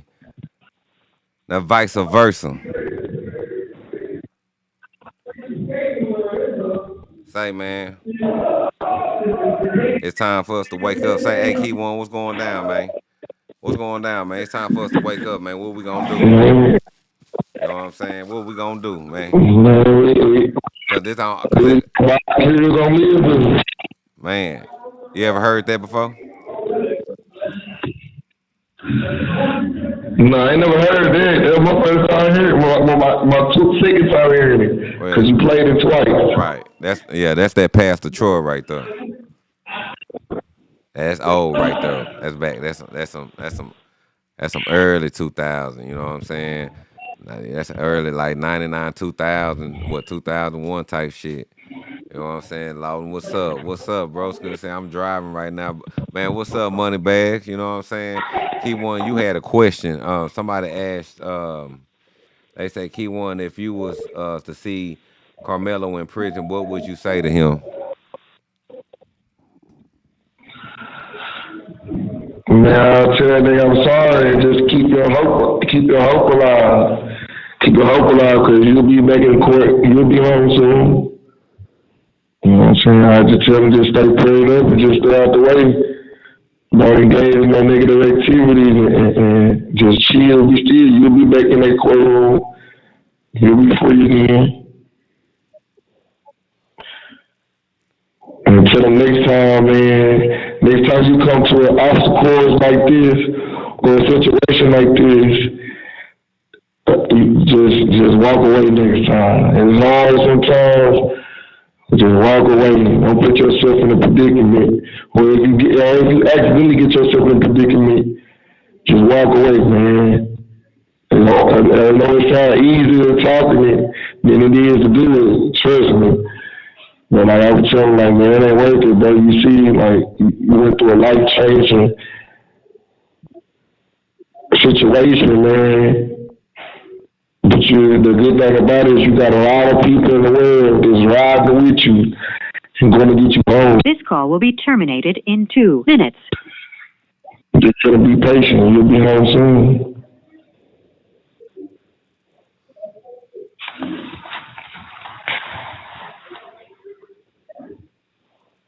I mean, it's just crazy just how every time it's just the same story over and over. That's just all it is. You know what I'm saying? No matter, you know what I'm saying? When we doing, like I said, doing it to ourselves, we doing it to others, you know what I'm saying? Or we doing it to protect ourselves, or we ain't doing nothing at all. You know what I'm saying? It's just the same repetitive story, and I just don't understand, you know what I'm saying? Like, I just don't understand no more, you know. And I know one thing we got to do, we got a lot of growth, like Pastor Troy was saying, like, man, nigga, this call will be terminated in 1 minute. Grown, you know what I'm saying, and vice versa. You know what I'm saying? It's like, it's crazy out here, man, and we got to really unthink, relearn, unlearn, retrain, untrain. You know what I'm saying? And it's a process, and it's hard. It's when something is a habit, when something is easy, when something's convenient, when something is the norm to you, it's like it's easy to gravitate to. You know what I'm saying? It's hard to break. And some things you can break and you feel like you're accomplishing, but it's still more to go. We still got more to go. We ain't even cracked the surface. We're still to this very day on black and white. Us versus them. To this very day, no matter how it was able to even fit in society. You know what I'm saying? It's like, it's crazy work. You know what I'm saying? It's crazy. Figure platform, keyboard warriors. They telling me what's going to happen to Carmelo Anthony. Oh, really? I hear y'all, and I want y'all to continue to come over here. Carmelo Anthony is going to be okay. TV, and if he's not, your people's finished. That's told y'all a lot of other lie before down there, the jail that Carmelo Anthony in, what type of people they house, like Masons and, you know what I'm saying, people, politicians and stuff like that, older people, you know what I'm saying, medical ward type shit like that. Well, I was talking about this the other day. Look what he peeped out and found out too. Y'all are bragging about Carmelo's going to get prison story for bringing me this video. Brother say, hey man, I need to get a little more off of this. Y'all making a lot. So the great racist and his partner drug the brother off the union and tried to whack him. The brother fought back with the fight of the ancestors. Design characters for. Boy, that boy say, hey, co-figure boy say, he be passionate about what he talking about. What, man, what's wrong with the phone, man? Hello? Something wrong with that boy phone. Killed the flunky. Then killed the warden. Was tried twice, beat it. But the Texas in general, the police department, they didn't like that. Gave him some trumped up charges. The brother came back to Texas prison. The federal government stepped in and said, y'all just corrupt, crooked, and racist. Your call he got to go to the federal system. Y'all trying to kill him. The Wallace Union. And you get it why they sent their brother there? Named after a warden who really don't like black people. Don't mind killing black people. Don't mind setting up black people to get killed to himself. That's who this unit is named after? You gotta be kidding me. Salute to our brother who fought back like hell and killed them. But before we get into that story, I want to give y'all a story. Back on the chain from roll up, I roll that paper. You strongest on. Nah, bro. Against this car. There you go. The following description is drawn. Big racist warden played with a brother. They got whacked and stepped on. This is the Wallace unit. Farm boss Billy Moore radioed for Warden Wallace Peck to drive to the crossroads near Turkey Creek and meet him. Brown knew that 3 trustees were watching from a farm building 100 yards away. The following description is drawn from Brown's own testimony in Galveston. Mr. Moore, he pushed me around to the side of the car and said, "Get your ass up here." Bleep. N-word. "Get your ass up here against this car. You get your bleep ass right up here against this car." I put my hands on the car spread eagle-like with my arms on top. Then he kicked my legs outward. I kept on leaning and looking back towards the trunk of the car. I talked almost in a monotone, kind of low voice, but I had to change my tone of voice. I started talking loud so I could make sure the trustees hear what's going on. "You can't do me any kind of way. People come down here and see about me." Mr. Moore said, "Bleep, you ain't going to be able to tell a goddamn thing on me. You ain't going to tell shit on me." Warden Peck was at the back by the trunk.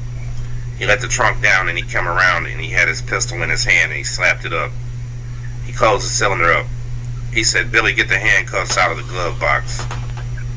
Mr. Moore was keeping me up against the car, and he opened the front door and he hit the button of the glove box and got the cuffs on my left hand. Mr. Moore said, "Bleep, you ain't gonna be able to tell nobody what goes on here. We still do away with bleeps like you down here in Texas." He backhanded me. He had me leaning up against the car and was pushing me against it. I started talking loud again. I started telling him that my people would call the Justice Department. There were people who cared about me, and I'd tell the Justice Department myself what's going on. Warden Peck came up to my left side, and then he sticks the gun up to my head, right up to my temple. Billy Morton got one cuff on me right there, and he was fixing to get the other one on me. I looked at him and I said, "Well, somebody's going to tell somebody what is going on here, and ain't nobody going to do away with me." Then he cocked it. He cocked the gun. He said, "I told you to shut your ass up, boy. I will splatter your brains all over this street right here." If he hadn't cocked the gun, I might have thought he was just playing, trying to scare me. I might not have done anything, but I knew he was going to kill me. I tried to lean back to get out of the range of the gun. He had it sticking in my face still. I tried to lean back, but Mr. Moore pushed me back up against the car. I turned around and I took my other hand, my right hand, and I knocked the gun down and it went off. The first bullet went straight down and hit my right foot. All 3 of us jumped back from the sound of the gun. Mr. Moore was pulling on that one handcuff, and Warden Peck, he was trying to come again with the pistol in his hand. I took my hand and knocked it to the side that time. It went off, still in his hand. Major Moore was behind me. He was trying to put the other handcuff on my hand. When the gun went off, he let go of my arm and he just held the handcuff. Warden Peck was fixing to try to bring the gun back up, and I grabbed a hold of it. I finally got a hold of the barrel and continued to bend it down, and we both got a hold of it. I twisted it out of his hand and it fell to the ground between me and Warden Peck. We both grabbed at it. Warden Peck starts grabbing after the gun, reaching with both hands. The major was pulling on the handcuff, trying to pull me away from it. I was battling with Warden Peck's hands, We were reaching for the gun, and after 2 or 3 minutes, I finally got a hold of it, and I spun around and pointed it towards Billy Moore. I kept backing, and I told them, "Don't come at me. You ain't taking me to no bottoms. You ain't gonna drown me in no bottom." Then I lost my balance and I fell. I scooted down and both of them dived on me. Major Moore had a piece of the handle of the gun. Warden Peck had a hand on the gun also, and my hand was on it too. They dodged at me and I'm scooting back and the gun went off. Bam, bam. The gun went off twice, and Major Moore fell back this way, which is the way he fell back towards the car. Warden Pack backed off and run towards the fence on the bridge. Then I didn't see him no more. I just sat down. That's crazy.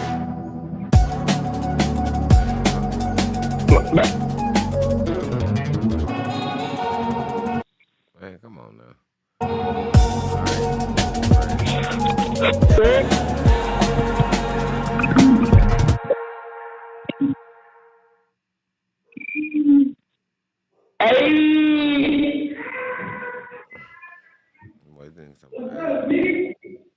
I had the gun sitting on my right hand side. I pulled my britches leg up and I was trying to look at my foot. My foot was hurting and my leg was hurting all up and down where the bullet went into my foot. I tried to stand up and I walked over to the end of the bridge. Couldn't stand up very good and hopped around and looked on the side of the bridge. I couldn't see him. I called him and I said, Warden Peck, Mr. Moore shot up here. I'm shot. Can you please get us to the building? He hollered back, bleep, you're gonna get to the building all right. After wrestling with Peck for the gun, Brown testified he threw it in Turkey Creek. Peck tried to drown him once, but he didn't succeed. The two-man wrestled again. He reached over and grabbed me and I fell over. I grabbed him and twisted him. We kept turning over and over and he was trying to get on top of me and I was trying to get on top of him. We rolled over and we ended up in the drainage ditch. I hit the water first and just fell on top of him. I didn't push his head, I just jumped and had my hands across him and I just laid on him. I laid there for a few minutes. Good. I laid on him and I laid on him. I don't know how long I laid on him, just until he stopped moving. I was more or less resting. I was holding him. I was trying to keep him down.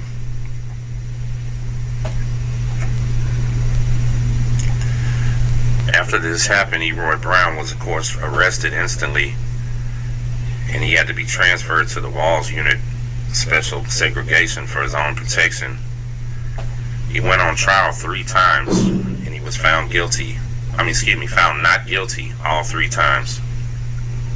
Not exactly sure how you even go on trial 3 times with the 2 strike laws, double jeopardy, but he definitely did. The word was from people that knew him and other people is when he got out, he was set up. Eroy Brown was passed out in front of a gas station. And the story and the rumors go that the police had 2 men rob the gas station and then say Brown was their accomplice. Well, the 2 men that actually robbed the gas station that held the weapon that did it turned state's witness against Eroy Brown, and he was sentenced to 90 years in prison. Whoa. Seems fishy, I don't know. But either way, he wasn't even the one holding the gun if he participated. So there's no way that should have happened, right? But the system never forgets. It'll never forgive. Eroy Brown was one of the very few men that had to be transferred out of the state of Texas to federal prison for his own protection. He had to be transferred out of the Texas prison system for his own protection. From to my unit, now America's Most sitting that brother Warden Pack in the racist, y'all don't know nobody. People so dirty, raping them, killing them, forcing them to do stuff, forcing them to throw their life away for them. Yeah, because they flunkies. Natural born flunkies. It's cold how the small hats, y'all still here, right? It's messed up how the Jewish people been flunking y'all for so long. A lot of y'all talk about the slavery. A lot of y'all be bragging about us as slavery. Y'all didn't own no slaves. Y'all was poor white trash. Flunked by the small hats. You know about it. Kind of how Benjamin Netanyahu pimping Trump right now. You've been getting pimped. Pimped on. And then when we get pissed about it all, they point at y'all. Blame them. And we tear y'all ass off the bone. I'm on it, y'all. You know what I'm saying? That boy say he on it, y'all. He on it, y'all. You know what I'm saying? And say he on it, say, man, that's a hell of a story. And there's many more stories like that. Like them 3 boys from New York, they was riding, they was down in the park. You know what I'm saying? And somebody ended up robbing the girl. I think it was 4 boys or whatever. And then they end up locking them up for that for a long time, and they found out they wasn't even them. And they just not getting out. What, a couple of years ago, not that long ago. They made a movie about it and everything. It's just like, no matter, your life is in the palm of their hand. They feel like they your peers, and then they feel like it's okay because, oh, we got a black judge in there sometimes, or we nah, because you done programmed that. It's already. You see, that's what the fella realized, man. We like we even though we're not in prison or in jail, we are institutionalized and don't even know it. It's just like your cows. You can lock your cows up. But for so long, you know what I'm saying, before they start getting all, you know what I'm saying, fucked up, you know what I'm saying, you give them a little range to make them feel like they get somewhere. So you give them all this land, but you still got boundaries on that. It's just like the video games. They like back in the day, you couldn't go so far. And then they were like, oh, well, we got to make the game interesting. So now they come up with GTA, and now you can just move all around and stuff like that. But you can't. But once you get on that plane and you try to go over that water, you only can go, man, hey, you stuck. That game might freeze on you. You know what I'm saying? Because you got boundaries. I always will. I always have. Till we change our mindset. That's a cold piece of story right there, man. Keyone, what you think about that story right there, man? Man, this shit happened a lot. You know what I'm saying? We been telling these people that. They ain't want to listen to us. You know what I'm saying? Like, man, it's crazy. I mean, this shit been going on before I was born. That sound like that happened way before I was born. Shit. Oh yeah, it definitely did. Definitely. That's when Mr. Wallace Pack was alive. That was him. He was tussling with. He was tussling with Pack. You know what I'm saying? Sure. He said they fell off in the ditch right there, boy. He said he just stayed on top of them, and they said, and then luckily nobody came behind him and just killed him while he was standing on top of him. So he got lucky for him to even go to trial 3 times. You know what I'm saying? To even fight to get free from that. And then he just turned around, they let him out. He goes to the store and they just set him up. You know that was a full setup. Those the guards that was working in there. Damn right, Keyone was goddamn guards was in there. We call them the good old boys. Good old boys. Goddamn me. This call will be terminated in 2 minutes. Yes, they did. They came straight for him. Like a motherfucker. But shit. Man, shit. And the shit. Oh, man. Man, this is crazy, man. Like I say, man, it's phase 1. And it's lit. And it's up there. And it's stuck. You know what I'm saying? Everything up. Like everybody, y'all, I mean... Y'all done prayed for so long, and y'all done seen where they got you. You know what I'm saying? I'm not saying lose faith. That's not what I'm telling you. But what I'm telling you is that I know in that book one time he say, faith without works is dead. So we don't come up with no mind frame. I mean, no game plan, no structure. You know what I'm saying? Like, this call will be terminated in 1 minute. We might as well just say go on and accept whatever they give us at that point. Just accept it and stop complaining and just leave it where it be. If it's gonna be that, you know what I'm saying? And that's my thoughts, you know. Cause this right here, being on here ain't gonna do nothing. Yeah, it gives awareness, that's a step. But at the end of the day, that ain't gonna do nothing. You know, so shit, Africa can fight for Africa if they need to. Europe can fight for Europe. The Americans can fight for America. You know what I'm saying? And Asia can fight for Asia. USR can fight for them. But what you know what I'm saying? Mexico got people fight for them. But who we got? All we got is us. So we tripping. What we doing, y'all? What we here for? You know what I'm saying? What we here for? And that shit hurt when you start going so deep like that. That'll shit'll shut you down. That'll shit'll shut a person down. That shit'll shut a person down. But that'll just let you know how strong we are, how we are willing just to get by, just to survive, or to feel like we got some type of status. Hey man, salute Big L. You know what I'm talking about? You know, like, and then at the end of the day, we come back home and knowing it's all for nothing. Spending all this money on this shit, the shit falling apart. Goddamn me, motherfucker got luxury apartments, getting their toilet don't work.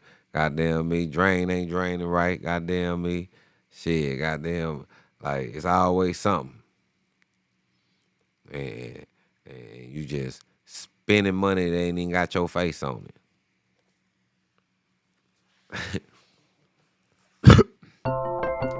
You playing Monopoly. And forgetting that you playing Monopoly. It's paper money. It's fake. It ain't real. It's just everything is an illusion. Everything is what you call Black Mirrors. It is what it is. You know what I'm saying? Because anything you get, anything you pay for will and can be repossessed.